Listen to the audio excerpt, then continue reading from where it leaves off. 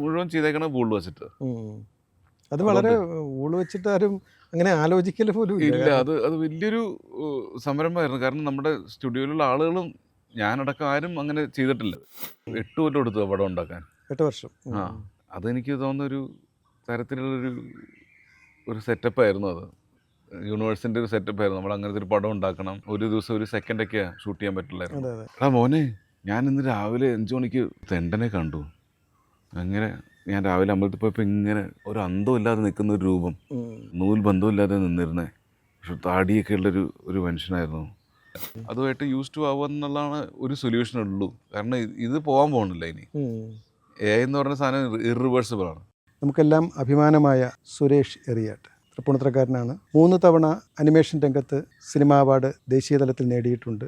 അന്നസി award എന്ന അന്താരാഷ്ട്ര തലത്തിലുള്ള പുരസ്കാരം 2 തവണ നേടിയ വ്യക്തിയാണ്. അദ്ദേഹവുമായി ആ ജീവിതത്തിൻ്റെ പ്രത്യേകതകളെക്കുറിച്ച്, അല്ലെങ്കിൽ പുതിയ കാലത്തിൻ്റെ മാറ്റങ്ങളെക്കുറിച്ച്, ഇനി എന്താണ് വരാൻ പോകുന്നത് എന്നുള്ള ആശങ്കകൾക്കുള്ള ഉത്തരങ്ങൾ തേടാം. നമസ്കാരം. നേരത്തെ പറഞ്ഞതുപോലെ നമ്മളിപ്പോൾ വളരെ ഇൻഫോർമലായിട്ട് സംസാരിക്കുകയാണ്. പക്ഷേ ഇൻഫോർമലായിട്ട് നമ്മൾ മുൻപും മാതൃഭൂമിക്ക് വേണ്ടിയിട്ടൊക്കെ സംസാരിച്ചിട്ടുണ്ട്. അതിൽ നിന്നുള്ള പല കാര്യങ്ങളും ഇപ്പോൾ മനസ്സിലേക്ക് കയറി വരുന്നുണ്ട്. തൃപ്പൂണിത്തുറ എങ്ങനെ നിങ്ങൾ മാറ്റിയെടുത്ത് ഒരു കലാകാരൻ എന്നുള്ള രീതിയിൽ പരുവപ്പെടുത്തിയത്? നമ്മുടെ വളരുന്ന കാലഘട്ടമാണല്ലോ നമ്മുടെ ഏറ്റവും മോൾഡിങ് ആയിട്ടുള്ള ഇയേഴ്സ്. ആ ഒരു 10-15 കൊല്ലം നമ്മൾ ആക്സസ് ചെയ്യുന്ന എല്ലാ കാര്യങ്ങളും എനിക്ക് തോന്നുന്നു ഭയങ്കരമായിട്ട് നമ്മുടെ ഡീപ്പ് റൂട്ടഡ് ആയിട്ട് വരുന്ന വാല്യൂസാണ്. അത് നമുക്ക് എടുത്ത് മാറ്റാനേ വേണ്ടത്. ഇത് വലിയ പ്രശ്നം. എൻ്റെ ഭാര്യ നീലിമ ഗുജറാത്തിയാണ്, സിറ്റിയിൽ ഡൽഹിയിൽ വളർന്ന ആളാണ്. ഞാൻ പലപ്പോഴും കൊണ്ടുവരുന്ന റെഫറൻസുകളെല്ലാം ആ വളരുന്ന കാലഘട്ടത്തിലെ കാര്യങ്ങളാണ്. പക്ഷെ ഇത്രയും കൊല്ലം കഴിഞ്ഞിട്ട് എന്താ മാറാത്തതെന്ന് എന്നോട് ചോദിക്കുമ്പോൾ അപ്പോൾ ഞാനിങ്ങനെ ആലോചിക്കുമ്പോൾ അത് പക്ഷേ എന്തോ എല്ലാവർക്കും ആ ഒരു ഈ വളരുന്ന കാലഘട്ടത്തിൻ്റെ ഇൻഫ്ലുവൻസ് ഭീകരമായിരിക്കണം നമ്മുടെ ഉള്ളിൽ. നല്ലതാണെന്ന് ഞാൻ വിശ്വസിക്കുന്നു. പക്ഷേ ഞാൻ അതിനെ പറഞ്ഞു വരുമ്പോഴത്തേക്കും ഭയങ്കര രസകരമായിട്ടുള്ള എക്സ്പോഷറുകളാണ് എല്ലാം കിട്ടിയത്. ഒന്നാമതേ നമ്മുടെ സ്റ്റുഡിയോയിലെ കുറച്ച് പേര് തൃപ്പൂണിത്തുറ വീട്ടിൽ അവിടെ നിന്ന് തന്നെ താമസിച്ചൊരു കൊച്ചി ഇക്സൊറസ് എന്ന് പറഞ്ഞ് തുടങ്ങി. കൊച്ചി ഇക്സൊറസ്, കൊച്ച് ഇക്സൊറസും കൊച്ചിയിലെ ഇക്സൊറസ് എന്നായിട്ട് അവർ പേരൊക്കെ ഇട്ട് തുടങ്ങി. അതിപ്പോഴും നിലവിലുണ്ട്. തറവാട്ടിൽ വർക്ക് നടക്കുന്ന കാരണം അവിടെ അവർ ഇവിടെ താമസിച്ചപ്പോൾ നോക്കിയപ്പോൾ പറയുന്നത് ഇവിടുത്തെ ആളുകളെല്ലാം ക്യാരക്ടേഴ്സാണ്. എല്ലാവർക്കും ചെറിയൊരു ട്വിസ്റ്റ് ഉണ്ട്. ആരോട് സംസാരിക്കുമ്പോഴും ചായക്കടയിലെ ആളായാലും അയൽവക്കായാലും എല്ലാവർക്കും ചെറിയൊരു വ്യത്യസ്തതയുള്ള ക്യാരക്ടേഴ്സാണ് അവിടെ ഉള്ളത്. അപ്പം നമ്മൾ വളർന്നൊക്കെ ഈ ആളുകളെ നോർമലായിട്ട് കണ്ടുകൊണ്ടാണ് ഈ പറയുന്നവർ. ഈ പുറത്തുനിന്ന് വന്നവർക്കാണ് ചിലപ്പോൾ കാണാൻ പറ്റുന്നത്. ഇവിടുത്തെ ആളുകളൊക്കെ വിയേർഡ് ആളുകളാണ്. അപ്പം നമ്മൾ ഈ നടക്കാൻ പോകുമ്പോഴും സ്കൂളിൽ പഠിക്കുമ്പോഴൊക്കെ കാണുന്ന ആളുകളെ നമ്മുടെ ലെൻസ് വ്യത്യസ്തമായിരുന്നു. അത് നമുക്ക് പിന്നീട് മനസ്സിലായത്. ഞാൻ കാണുന്ന രീതികളും ആളുകളെ ഒബ്സർവ് ചെയ്യുന്ന രീതികൾക്കൊക്കെ ഒരുപാട് വ്യത്യാസങ്ങളുണ്ടായിരുന്നു. അതൊക്കെ കുറേ അഡ്വാൻറ്റേജ് ആയിട്ടുണ്ട്. നമ്മൾ ഇങ്ങനത്തെ എസ്പെഷ്യലി ആനിമേഷൻ എന്ന് പറഞ്ഞൊരു ഫീൽഡിൽ ഇറങ്ങുമ്പോൾ ഒരുപാട് ഭാവനയിൽ നിന്ന് വരുന്ന ക്യാരക്ടേഴ്സും പ്രിമൈസും വേൾഡുകളും ആണല്ലോ. നമ്മുടെ വേൾഡുമായിട്ട് കുറച്ച് കണക്ഷൻ ഉണ്ടെങ്കിലും അത് വല്ലാതെ മാറിപ്പോകുന്നു. അപ്പോൾ ഇവിടെ ഈ കച്ചേരികളും ചെണ്ടമേളവും ഉത്സവവും കഥകളിയുടെ ഞാൻ ഒരു ആസ്വാദനമൊന്നുമല്ല, പക്ഷേ അച്ഛൻ നിർബന്ധിച്ച് എന്നെ കൊണ്ടുവരുന്ന ഒരു സാധനമാണ് റെഗുലറായിട്ട്. കൊച്ചു നാൾ മുതൽ ഒരു കമ്പനിക്ക് എന്നെ കൂട്ടിക്കൊണ്ട് പോകാറുണ്ട്. ഇങ്ങനത്തെ കുറേ കാര്യങ്ങൾ നമ്മളെ പിന്നീടൊരു കാലത്ത് ഇപ്പോൾ ആളുകൾ നൊസ്റ്റാൾജിയ എന്നൊക്കെ പറയും. പക്ഷെ നൊസ്റ്റാൾജിയെക്കാട്ടിലും ഉപരി അത് എന്തൊക്കെയോ ബ്യൂട്ടിഫുൾ ഇംപ്രഷൻസ് നമ്മുടെ മനസ്സിലുണ്ടാക്കിയിട്ടുണ്ട്. നമ്മുടെ എന്ന് പറഞ്ഞാൽ സൈക്കിളിലുള്ള യാത്രയും പലയിടത്തും പോയി വരയ്ക്കാനും ഇരുന്ന് വരയ്ക്കാനുള്ള ആ ഒരു സൈലൻസ് കണ്ടുപിടിക്കുക. ഈ സൈക്കിളിൽ യാത്ര ചെയ്തിട്ട് സ്കെച്ച് ചെയ്യുന്ന ഒരു രീതി അത് ആളുകൾ ചെയ്യാത്തൊരു സാധനമായിരുന്നു. എനിക്കൊരു ഇൻട്രസ്റ്റ് ആയിട്ട് തോന്നിയത്, നമ്മുടെ സ്കൂളിലൊരു ആർട്ട് ടീച്ചർ ഉണ്ടായിരുന്നു, കൃഷ്ണൻ നമ്പൂതിരി എന്ന് പറഞ്ഞത്. അപ്പോൾ അങ്ങേര് ചിന്മയ സ്കൂളിൽ ക്ലാസ്സിലൊക്കെ അറിയാലോ, ആർട്ടൊക്കെ പഠിപ്പിക്കുന്ന സെയിം സംഭവം തന്നെയാണ്. എല്ലാവരും ഒരേ സാധനം വരച്ചുകൊണ്ടിരിക്കും. നമ്മുടെ നാട്ടിൽ കൊച്ചു കുട്ടികളൊക്കെ ആദ്യം വരയ്ക്കാൻ പറഞ്ഞ 2 ട്രയാങ്കിളും അതിൻ്റെ പുറകിലൊരു വട്ടവും വരച്ചിട്ട് അത് ഉദയസൂര്യനാണ് എന്നൊക്കെ പറഞ്ഞിട്ട് ഇതൊക്കെ തന്നെ എല്ലാവരും വരച്ചിരുന്നത്. അപ്പോൾ അതിലൊന്നും വലിയ ഇൻട്രസ്റ്റ് എനിക്ക് ഉണ്ടായിരുന്നില്ല. പിന്നീട് 2-3 ക്ലാസ് പുള്ളി എനിക്ക് എടുത്തിട്ടുണ്ട് വാട്ടർ കളറിനെയും വരയ്ക്കാനും ഒക്കെ ആയിട്ട്. അപ്പോൾ അത് കഴിഞ്ഞിട്ട് പുള്ളി പറഞ്ഞു ഇങ്ങനെ പോയി വരയ്ക്കാമെങ്കിൽ പുറത്തൊക്കെ നന്നായിരിക്കും, മെച്ചപ്പെടുന്നു പറഞ്ഞു. ഞാനത് ഇത്തിരി സീരിയസ് ആയിട്ട് എടുത്തു. മാത്രമല്ല ഈ വാൻഡറിങ് അബൌട്ട് എന്ന് പറഞ്ഞ കുറച്ച് വീട്ടിൽ നിന്നൊക്കെ നമ്മളങ്ങനെ കൂട്ടുകാരായിട്ട് ഭയങ്കരമായിട്ട് ആർത്ത് നടക്കുന്നൊരു ടൈപ്പായിരുന്നില്ല. അപ്പോൾ അത് ആ സോളിറ്റ്യൂഡ് എനിക്ക് വല്ലാതെ ഇഷ്ടപ്പെട്ട ഒരു സംഭവമായിരുന്നു. ഈ പലയിടത്തും പോയിരിക്കുക, ആരും പോവാത്ത സ്ഥലങ്ങൾ എക്സ്പ്ലോർ ചെയ്യുക, നമ്മുടെ നാട്ടിൽ തന്നെ. അങ്ങനെ കുറേ ഇൻട്രസ്റ്റിംഗ് ആയിട്ടുള്ള സാധനങ്ങൾ കണ്ടുപിടിച്ചിട്ടുണ്ട്. ഈ കായൽക്കരയൊക്കെ അങ്ങനെ കണ്ടുപിടിച്ച കുറേ സംഭവങ്ങളാണ്. ഇത് ഇപ്പോൾ ആളുകളൊക്കെ വല്ലാതെ ആക്സസ് ചെയ്യുന്നുള്ളത് നല്ലൊരു കാര്യം തന്നെ. അന്ന് ഈ വൈബിൻ്റെ പരിപാടി ഉണ്ടായിരുന്നില്ലല്ലോ. അല്ല, അന്ന് ഇതൊക്കെ ഉപേക്ഷിക്കപ്പെട്ട ഒരു സ്ഥലം അബാൻഡൻഡ് ആയിരുന്നു. ആളുകൾക്ക് ഇങ്ങനത്തെ ഒരു സ്ഥലങ്ങളിൽ വന്ന് ഇരിക്കുന്ന ആക്സസ് ഒന്നും ഇഷ്ടപ്പെടുന്നൊരു അങ്ങനത്തെ ഒരു ക്രൗഡിന് നമ്മൾ ആക്സസ് നമ്മളും അറിയില്ല. ചിലപ്പോൾ എഴുത്തുകാരും ഈ സിനിമയുടെ ചില ഇൻട്രസ്റ്റ് ഉള്ള ആളുകളൊക്കെ ഉണ്ടായിരുന്നിരിക്കും നമ്മുടെ ഇടയിൽ. അവരൊക്കെ വന്നിരിക്കുന്നുണ്ടാവും ഇങ്ങനത്തെ സ്ഥലങ്ങളിൽ. നമുക്ക് അങ്ങനത്തെ ആളുകളായിട്ട് ആക്സസ് ഉണ്ടായിരുന്നില്ല അന്നത്തെ കാലത്ത്. ഈ നമ്മുടെ ചുറ്റുപാട് മുഴുവനും സിനിമ കാണുന്നവരല്ലാതെ എടുക്കുന്നവരുണ്ടായിരുന്നില്ല. അതെ. അല്ല, അന്നത്തെ കാലത്ത് ഈ പറഞ്ഞ അച്ഛൻ്റെ കൂടെയുള്ള യാത്രകളുണ്ടല്ലോ, ഈ യാത്രകളിൽ വെച്ചിട്ടാണല്ലോ പല കാര്യങ്ങളും നിങ്ങളുടെ മനസ്സിലേക്കും കയറി കൂടിയത്. ഇപ്പം കലയാണെങ്കിലും നിറങ്ങളാണെങ്കിലും മേളമാണെങ്കിലും ഇപ്പം പല നിങ്ങളുടെ സിനിമകളിലും ഈ കേരളീയ മേളങ്ങളൊക്കെ കേൾക്കാറുണ്ടല്ലോ, നിരന്തരം കേൾക്കുന്ന ഒരു. അപ്പോൾ അതുപോലുള്ള കാര്യങ്ങളുണ്ട്. അതുമാത്രമല്ല കഥാ ബീജങ്ങൾ തന്നെ.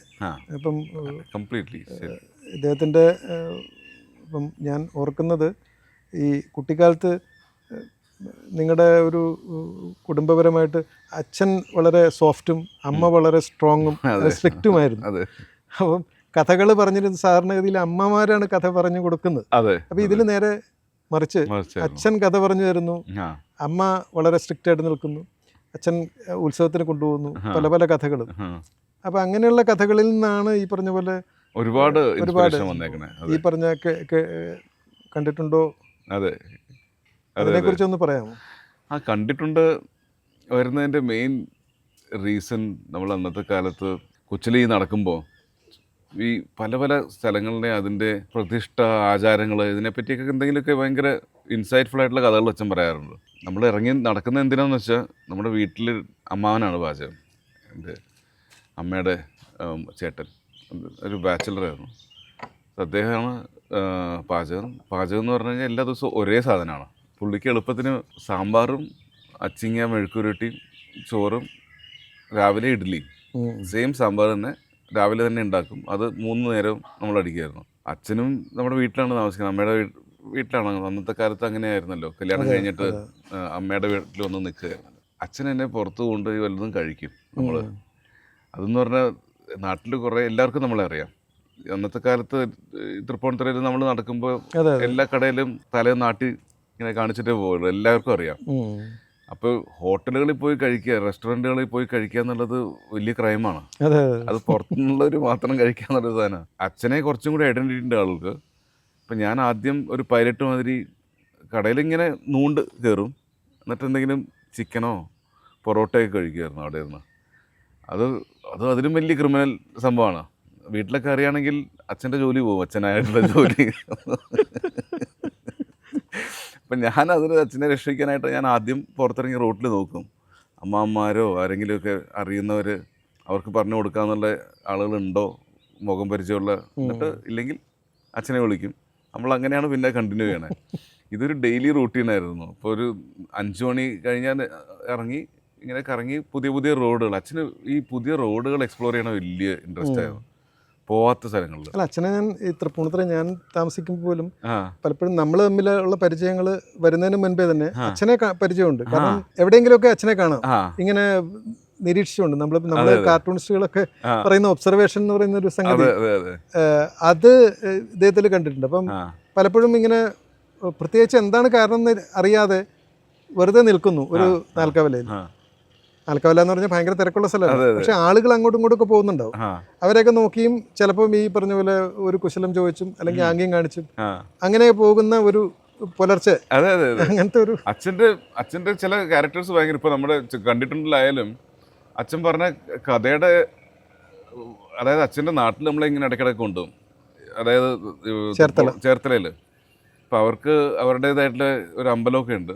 ഉം. അവിടെ കുറേ പ്രതിഷ്ഠകളും കുറേ കഥകളും ഉണ്ട്. ഉം. അവിടെ ഏതാണ് തറവാട്ട് പേര്? പാഴുമടത്തിൽ എന്നാണ് അച്ഛൻ്റെ തറവാട്ട് പേര്. ഉം. അപ്പോൾ അവിടെ പോകുമ്പോഴത്തേക്കും ഇങ്ങനെ ഒരുപാട് കുളങ്ങളും അതെ അതെ വീടുകളൊക്കെ ഇങ്ങനെ അവരുടെ ഫാമിലി വീടുകൾ ഇങ്ങനെ കിടക്കുകയാണ്. അതെ അതെ പിന്നെ നല്ല വെളുത്ത മണ്ണും. അതെ അതെ അപ്പോൾ രാത്രിയൊക്കെ നല്ല ഗ്ലോയിങ് അതെ അതെ ആംബിയൻസ് ആണ്. അപ്പോൾ തിയേറ്ററൊക്കെ രാത്രിയാണ് നടക്കണേ. ഉം. ഉം. അപ്പോൾ ആ പോകുന്ന വഴിക്കൊക്കെ ആയിരിക്കും അടിക്കുന്ന ഓരോ കഥകൾ. അതായത് മോനെ ഞാൻ ഇവിടെയാണ് മറ്റേയാളെ കണ്ടത്, മാടൻ തെണ്ടൻ കണ്ടതൊക്കെ ഇവിടെയാണെന്നൊക്കെ ഭയങ്കരമായിട്ട് പറയുമ്പോൾ നമുക്ക് അതൊക്കെ പതിഞ്ഞിരിക്കുകയാണ്. ഉം. ശരിക്കും അതിൽ സംശയമൊന്നുമില്ല. കാരണം അവിടുത്തെ ആളുകൾ പശു ചത്തുപോയി എന്നൊക്കെ പറയുമ്പോൾ അത് മറ്റേയാൾ ചെയ്തതാണ് എന്ന് പറഞ്ഞ് വളരെ കാഷ്വലായിട്ടാണ് അവർ മെൻഷൻ ചെയ്യണം. അതായത് ഒരു മാടൻ വന്ന് കുളത്തിൽ നിന്ന് വന്ന് അടിച്ച് വലിച്ചു പശുവിനെ കുളത്തിലേക്ക് വലിച്ചിറക്കി അങ്ങനെ പറയണ കാര്യമൊക്കെ അവർ ഭയങ്കര നോർമലാണ് അവർക്ക്. അപ്പോൾ അച്ഛനും അതേ അച്ഛൻ്റെ രീതി കുറച്ചും കൂടി പോസൊക്കെ എടുത്ത് ഭയങ്കര രസകരമായിട്ട് കഥ പറയും. നല്ലൊരു സ്റ്റോറി ടെല്ലർ. ഭയങ്കര ക്ലാരിറ്റി ഒക്കെ ആയിട്ട് ഇങ്ങനെ സംസാരിക്കാൻ സ്റ്റോറി ടെല്ലിങ് അതിൻ്റെ മൊമെൻറ്റ് നമ്മളിങ്ങനെ വായൊക്കെ പൊളിച്ചിങ്ങനെ ഇരുന്ന് പോകും നമ്മൾ. അപ്പോൾ അങ്ങനത്തെ പറയാൻ പറ്റുന്നൊരു കക്ഷി. അപ്പൊ നമുക്കൊരു പേടി ശരിക്കും കുറച്ചുകൂടെ ചാരി കിടക്കും. ശരിക്കും കുളത്തിലെ കഥകളൊക്കെ തന്നെ ഭയങ്കരമാണ്. ഓരോരുത്തർ അങ്ങനെ മരിച്ചു, ഇങ്ങനെ ചാടി ഓടി, അവരുടെ മേത്ത് സ്പിരിറ്റ് കയറിയിട്ട് ഉള്ള പ്രശ്നങ്ങളൊക്കെ. അപ്പോൾ അവിടെ പോയി കഴിഞ്ഞാൽ ചേർത്തല പോയി കഴിഞ്ഞാൽ ഇങ്ങനത്തെ ഒരുപാട് നിഗൂഢ ഭൂതങ്ങളുടെയും പ്രേതങ്ങളുടെയൊക്കെ ഒരു ആസ്ഥാന സെൻ്ററായിട്ട് നമുക്ക് തോന്നാറ്. അപ്പോൾ ഒറ്റയ്ക്കൊന്നും പോകില്ല ആരും. നല്ല വെളിപ്രദേശമാണെങ്കിലും കണ്ടിട്ടുണ്ടൊരു ഒരു തുടക്കം പറയാണ്. അത് അച്ഛൻ ഒരു ദിവസം തൃപ്പൂണിത്തുറയിൽ വെച്ചിട്ടാണ്, മോനെ ഞാൻ ഇന്ന് രാവിലെ 5 മണിക്ക് ഒരു തെണ്ടനെ കണ്ടു. അങ്ങനെ ഞാൻ രാവിലെ അമ്പലത്തിൽ പോയപ്പോൾ ഇങ്ങനെ ഒരു അന്തമില്ലാതെ നിൽക്കുന്ന ഒരു രൂപം, ഇങ്ങനെ നൂൽ ബന്ധമില്ലാതെ നിന്നിരുന്നേ, പക്ഷെ താടിയൊക്കെ ഉള്ളൊരു മനുഷ്യനായിരുന്നു. എന്നിട്ട് ഇങ്ങനെ തീയ് ആരാധിക്കുകയായിരുന്നു അവിടെ എന്നൊക്കെ പറഞ്ഞു. നമ്മൾ അന്ന് വല്ലാതെ അന്ന് കരയുകയൊക്കെ ചെയ്യും അച്ഛൻ. ചിലപ്പോൾ കണ്ണിൽ നിന്നൊക്കെ വെള്ളം വരും. ഭയങ്കര ആ ഭക്തിയും ഭയവും എല്ലാം കൂടി ഒരുമിച്ച് വന്നു. അപ്പോൾ നമുക്ക് ഇതിന് ബിലീവ് ചെയ്യാന്നില്ല, വേറെ നിവൃത്തിയൊന്നുമില്ല ഇത്. കാരണം കൺവിക്ഷൻ ആ ലെവലിലാണ്. അപ്പോൾ അത് കണ്ടിട്ടുണ്ടാവും പുള്ളി. ഇപ്പോൾ ഇപ്പോൾ അച്ഛനോട് ചോദിച്ചു കഴിഞ്ഞാലും ഇതിന് കൃത്യമായിട്ടുള്ളൊരു ഉത്തരം കിട്ടിയിട്ടില്ല. പക്ഷെ നമുക്ക് ഏറ്റവും ഇൻട്രസ്റ്റിംഗ് ആയിട്ട് പിന്നീട്, അതായത് എനിക്കൊരു 45 വയസ്സൊക്കെ ആയപ്പോൾ എനിക്ക് തോന്നിയത്, ഇത് ഒരു ഭയങ്കര കലയാണല്ലോ ഈ ഭയങ്കര വാക്ചാരുതി കൊണ്ടിട്ട് ഇങ്ങനെ ഇത്രയും ഭംഗിയായിട്ട് കഥകൾ പറയാന്നുള്ള ഓറൽ സ്റ്റോറി ടെല്ലിംഗ് ട്രഡീഷൻ നമ്മുടെ പഴയ ട്രഡീഷനാണ്. നമ്മുടെ നാട്ടിൽ എഴുത്തെന്ന് പറയുന്ന സംഭവം വന്നത് തന്നെ എത്രയോ വൈകിട്ടാണ്. വേദവ്യാസം മഹാഭാരതം വരെ ഒരാളെ കൊണ്ട് എഴുതിക്കുക ഗണപതിയെ കൊണ്ട് എന്നാണല്ലേ പറയണത്. നമ്മുടെ അവിടെ സ്ക്രൈബ്സ് ആണല്ലോ എല്ലാവരും. ആരും എഴുതുന്നവരല്ല. ശങ്കരാചാര്യരാണെങ്കിലും ആരെങ്കിലും പറഞ്ഞു കൊടുത്താണ്. അപ്പോൾ ഈ ഓറൽ ട്രഡീഷൻ വേദങ്ങൾ മാറി പറയുന്ന വേദത്തിൻ്റെ ഒരു എഴുത്ത് പിന്നീടാണ് വന്നത്. വളരെ കാലം വരെ അത് ഓറൽ ട്രഡീഷനായിരുന്നു. ഓറൽ സ്റ്റോറി ടെല്ലിംഗ് എന്ന് പറയുന്ന ഒരു സംഭവത്തിന് ഇത്ര ബ്യൂട്ടിഫുള്ളായിട്ട് ഹാൻഡിൽ ചെയ്യുന്ന ഒരാളെന്നുള്ള നിലയിൽ എനിക്കത് ഡോക്യുമെൻ്റ് ചെയ്യണമെന്നുണ്ടായിരുന്നു. കാരണം ഇത് എപ്പോഴാണ് ശരിക്കും പറഞ്ഞാൽ ഈ കഥകൾ ആദ്യം കേട്ടിട്ടുള്ളത്? അങ്ങനെ ഒരു ഓർമ്മയില്ല. 5ാം ക്ലാസ്സിൽ പഠിക്കുമ്പോൾ. അതിലൊക്കെ മുമ്പായിരിക്കും. കാരണം 40 വർഷത്തിന് ശേഷം 40-45 വയസ്സ് വരെ നമ്മുടെ റിയാലിറ്റി ആയിരുന്നു ഇതെല്ലാം. 40 വർഷം റിയാലിറ്റി ആയിരുന്നു. പിന്നീട് നമുക്കിങ്ങനെ ബോംബെയിലൊക്കെ പോയി ദൂരെ നിൽക്കുമ്പോൾ നമുക്ക് ആ പേടിയില്ലല്ലോ. ചിലപ്പോൾ അവിടെ പോകുമ്പോൾ ഇപ്പോഴും അങ്ങനെയൊക്കെ തോന്നും. കാരണം എന്നാൽ പക്ഷെ ആ സമയത്ത് നമുക്ക് ഇതിനൊരു പെർസ്പെക്റ്റീവ് കിട്ടിയത്, ഇത് ഒരു ഭീകര സംഭവം, നമുക്ക് ഒന്ന് ഡോക്യുമെൻ്റ് ചെയ്യണം അച്ഛൻ്റെ സംസാരം. അപ്പോൾ അച്ഛൻ്റെ സംസാരം ഞാൻ ഇങ്ങനെ നമ്മൾ സംസാരിക്കുന്നതിൻ്റെ എടുത്തു, ഞാനൊരു ഫോണിലെടുത്തു. അച്ഛൻ അതിൽ കോൺഷ്യസ് ആയിരുന്നില്ല. കാരണം അച്ഛൻ നമ്മളുമായിട്ടുള്ള സംഭാഷണത്തിൽ ശരിക്ക് അകത്ത് കയറി ഇൻവോൾവ് ആയിരുന്നു. അപ്പോൾ ഞാൻ ഉദ്ദേശിച്ചത് ഈ പടം അച്ഛൻ്റെ ഫുട്ടേജ് ഞാൻ ഫോണിൽ എടുത്തു, അത് ഉപയോഗിച്ച് പിന്നെ ഈ അനിമേഷൻ രംഗങ്ങൾ ഭൂതങ്ങളുടെ മെൻഷൻ വരുമ്പോൾ അവിടെ മാത്രം അനിമേഷൻ ഉപയോഗിക്കാമെന്നാണ് ഉദ്ദേശിച്ചത്. അതിഥി കൃഷ്ണദാസ് വന്ന പിന്നെയാണ് അച്ഛൻ്റെ രൂപം തന്നെ പുള്ളി വരച്ചപ്പോൾ നല്ല രസമുണ്ടായിരുന്നു, കാർട്ടൂണായിട്ട് വരച്ചപ്പോൾ. അങ്ങനെയാണ് ഫുൾ അനിമേഷൻ ആയത്. പക്ഷേ സംഭാഷണം അതേമാതിരി തന്നെ എടുത്തേക്കണേ. സിനിമയുടെ ബേസിക് കൺസ്ട്രക്റ്റ് അച്ഛനും ഞാനും കൂടിയുള്ള സംഭാഷണമാണ്. അതിൽ തിരക്കഥ ഇല്ല. അല്ല, തിരക്കഥ അച്ഛൻ്റെയാണ്. തിരക്കഥ അച്ഛൻ്റെയാണ്. പക്ഷേ അച്ഛനും കൂടി അറിഞ്ഞിട്ടില്ല നമ്മളിങ്ങനത്തെ ഒരു പടം ഉണ്ടാക്കുകയാണെന്ന് അച്ഛനെ പറ്റിയിട്ട്. അപ്പോൾ അച്ഛൻ ഇങ്ങനെ പറയുക എന്നല്ലാതെ അച്ഛൻ്റെ വിചാരം ഞാനൊരു കഥ കമ്പൈൽ ചെയ്യുന്നു എന്നുള്ളൊരു ഇതൊക്കെയായിരുന്നു. പക്ഷേ ഒരു പടമാക്കാനുള്ള ഇതൊന്നും അച്ഛൻ അറിയില്ലായിരുന്നു. അപ്പോൾ അങ്ങനെ തുടങ്ങിയൊരു സംഭവമാണിത്. പിന്നെ നോക്കിയപ്പോൾ അച്ഛന് ഒരു ട്രഷർ ഹൗസാണ്. ഇങ്ങനത്തെ കഥകൾ ഒരുപാടുണ്ട്. അപ്പോൾ എൻ്റെ കയ്യിൽ ഒരുപാട് റെക്കോർഡിങ്സ് ഉണ്ട് അച്ഛൻ്റെ കഥകളായിട്ടുള്ള. കാരണം അത് ഒരു ഒരു ശരിക്കുള്ളൊരു നിധിയായിട്ട് എനിക്ക് തോന്നി ഈ സംഭവം. അച്ഛനിങ്ങനെ പറയാൻ പറ്റുന്ന എന്തുകൊണ്ടാണെന്നുള്ളതിൻ്റെ ഒരു റീസൺ ഞാൻ എൻ്റേതായിട്ടുള്ളൊരു ലോജിക്ക് വെച്ച് കണ്ടെത്തി. കാരണം ശരിയാണ്, ഈ സ്ത്രീകളാണ്, അമ്മൂമ്മമാരൊക്കെയാണ് കൂടുതൽ കഥകൾ പറയണേ. അച്ഛൻ്റെ അച്ഛന് 2 വയസ്സുള്ളപ്പോൾ മരിച്ചുപോയി. വലിയ പ്രസിദ്ധനായിട്ടുള്ളൊരു കഥകളി ആചാര്യനായിരുന്നു. രാഘവമർ, പുതിയ കോവിലത്തെ രാഘവർ തിരുമുൽപ്പാട് എന്നാണ് അച്ഛൻ്റെ പേര്. അച്ഛനും അച്ഛനെ പറ്റി കഥ മാത്രമേ അറിയുള്ളൂ. അത് അച്ഛനോട് വലിയ കാര്യമായിരുന്നു. അച്ഛനെ 2 വയസ്സുള്ളപ്പോൾ വന്ന് കളരിക്കൽ വന്ന് ചോറ് കൊടുക്കാൻ വരാറുണ്ടെന്നൊക്കെ അച്ഛന് ഭയങ്കര ഫോണ്ട്. ഇപ്പോഴും പറയുമ്പോൾ അച്ഛൻ്റെ കണ്ണൊക്കെ നിറയും. കണ്ടിട്ടില്ല 2 വയസ്സിൽ എന്ന് പറയുമ്പോഴത്തേക്കും ഒരു ഓർമ്മ ഉണ്ടാവില്ല. അപ്പോൾ അച്ഛനെ വളർത്തിയത് മുഴുവൻ ഇവിടത്തെയൊക്കെ സ്ത്രീകളാണ്. അച്ഛാമ്മയും അച്ഛൻ്റെ അമ്മയും അച്ഛൻ്റെ അമ്മയുടെ അനിയത്തി ചേച്ചിമാരും അവരുമൊക്കെയാണ് അച്ഛനെ വളർത്തിയത്. അപ്പോൾ തന്നെ ഒരുപാട് കഥകളും അവർ പറഞ്ഞ കഥകളാണ് അച്ഛൻ്റെ റിയാലിറ്റി. അച്ഛൻ്റെ ചേട്ടന്മാരിങ്ങനെയല്ലായിരുന്നു. ഇങ്ങനത്തെ യാതൊരു കഥകളും പറയാത്ത ആളുകളായിരുന്നു വല്യച്ഛന്മാർ നമ്മുടെ. അച്ഛന് മാത്രമേ ഈ ഒരു സ്കില്ലുള്ളൂ ഈ പറയാൻ. അത് കാരണം അച്ഛൻ ചേർത്തലയിൽ പോകുമ്പോഴും ഒരു പറ്റം കുട്ടികൾ എപ്പോഴും ഉണ്ടാകും ചുറ്റിനും. കാരണം ഇങ്ങനെ കഥകൾ പറഞ്ഞുകൊണ്ടിരിക്കും. അപ്പം അങ്ങനെ ആയിരിക്കും അച്ഛൻ്റെ ഈ ഒരു സ്കില്ല് വന്നതെന്ന് എൻ്റെ ഒരു അനുമാനം. പിന്നെ അങ്ങനെ അച്ഛൻ ഭയങ്കര ഗ്രന്ഥങ്ങൾ വായിക്കുന്നൊരു ശീലമൊന്നും കണ്ടിട്ടില്ല. പൂമ്പാറ്റ, ബാലരമ, ലാലു ലീല, ഇതൊക്കെയാണ് അച്ഛൻ്റെ മെയിൻ വായന. അപ്പോൾ ഒരു സരസമായിട്ടുള്ളൊരു ഇപ്പോഴാണെങ്കിലും വായിക്കുന്ന അച്ഛൻ നർമ്മ കഥകളും അതൊക്കെയാണ് വായിക്കുന്നത് കൂടുതൽ. അല്ലാതെ നോവലുകളൊക്കെ ഇങ്ങനെ ഇരുന്ന് വായിക്കുന്നതായിട്ട് കണ്ടിട്ടില്ല ഞാൻ. 30 വർഷം മുൻപല്ലേ NIDയിലേക്ക് പോയ? അങ്ങനെ 35 വർഷം. 91 ആ ഒരു കാലത്ത് പൊതുവെ ഈ മലയാളികൾ പൊതുവെ ഈ പഠിക്കാൻ വേണ്ടിയിട്ടോ ജോലിക്ക് വേണ്ടിയിട്ടോ ഒന്നും കുടിയേറ്റം നടത്താത്ത ഒരു കാലമാണ്. മുൻകാലങ്ങളിൽ കൃഷിക്കൊക്കെ വേണ്ടിയിട്ടുണ്ടാവും, ഒരുപക്ഷെ ഗൾഫിലുണ്ടാവും. പക്ഷെ വ്യാപകമായിട്ട് ഇതുപോലെ ഇന്നത്തെ കാലത്ത് കാണുന്നത് പോലെയുള്ള മൈഗ്രേഷൻ അന്നത്തെ ഉണ്ടായിരുന്നില്ല. അപ്പോൾ അന്ന് മൈഗ്രേറ്റ് ചെയ്യുന്നു, പക്ഷേ അത് കലയ്ക്ക് വേണ്ടിയാണ്. അപ്പം ആർട്ട് പഠിക്കാനായിട്ട് പോകുന്ന ഒരു രീതി അതിപ്പോഴും ഒരു വ്യത്യസ്തമായിട്ട്, അതെ പൊതുവെ ആളുകൾ ചെയ്യാത്തൊരു കാര്യമാണ്. അപ്പോൾ അതിന് നിങ്ങൾ പോകുന്നു, അതിന് കുടുംബത്തിൻ്റെ ഒരു സപ്പോർട്ട് കിട്ടുന്നു. അതിൽ നമ്മൾ ഒരിക്കൽ പറഞ്ഞതുപോലെ ഒരു അജ്ഞാതൻ്റെ ഒരു ഇടപെടൽ, അതിനെക്കുറിച്ചൊന്ന് പറയാം. അച്ഛനും അമ്മയും രണ്ടുപേരും ഞാൻ ഒരു 6ാം ക്ലാസ്സിൽ 5ാം ക്ലാസ്സിലൊക്കെ നന്നായിട്ട് പൊട്ടുമായിരുന്നു മാത്സിൽ. അപ്പോഴാണ് നമ്മൾ കുറേ, നമ്മുടെ ഇവിടെ അമ്പലങ്ങളുടെ കുറവൊന്നുമില്ലല്ലോ. ഇവിടെ ഒരു അമ്പലത്തിൽ, ഗണപതി അമ്പലത്തിൽ കൊഴുക്കട്ട നേർന്നു കഴിഞ്ഞാൽ, കൊഴുക്കട്ടയ്ക്കാണെങ്കിൽ നല്ല സ്വാദുമുണ്ട്, അത് കഴിച്ചാൽ നമുക്ക് പാസ് മാർക്കൊക്കെ ഒപ്പിക്കാറുണ്ട്. അങ്ങനെ ഒരുപാട് കൊഴുക്കട്ട നമ്മൾ നേർന്ന് അന്ന് പാസ്സൊക്കെ ആയത്. ആ സമയത്ത് നന്നായിട്ട് വഴക്ക് പറയാറുണ്ട് അമ്മയും. പിന്നെ അച്ഛനെ ഇടയ്ക്ക് വിളിപ്പിച്ചിട്ടുണ്ട്. ലാസ്റ്റ് ഒക്കെ ആകുമ്പോൾ റാങ്കൊക്കെ ലാസ്റ്റ് ആവണു 6ാം ക്ലാസ്സിൽ. 8ാം ക്ലാസ് മുതൽ ഞാൻ ട്രാക്കിൽ വീണു പഠിത്തത്തിലും. കാരണം സീരിയസ് ആയി. അപ്പോൾ ഞാൻ പഠിത്തത്തിൽ നന്നായിട്ട് മാത്സ്, ഫിസിക്സ്, കെമിസ്ട്രിയിലാണ് കൂടുതലും ഫോക്കസ് ചെയ്തത്.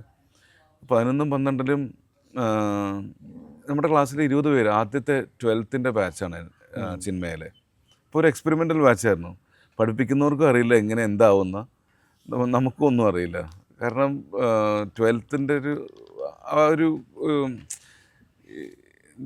ഒരു തേയ്മാനം വരാത്തൊരു കോഴ്സാണല്ലോ. അപ്പോൾ ടീച്ചർമാർക്കൊക്കെ എന്താവും ഈ കുട്ടികളെ കൊണ്ട്, ഒരു ഗിനിപ്പിക് ലെവലിലായിരുന്നു നമ്മുടെ എക്സ്പെരിമെൻറ്റ്.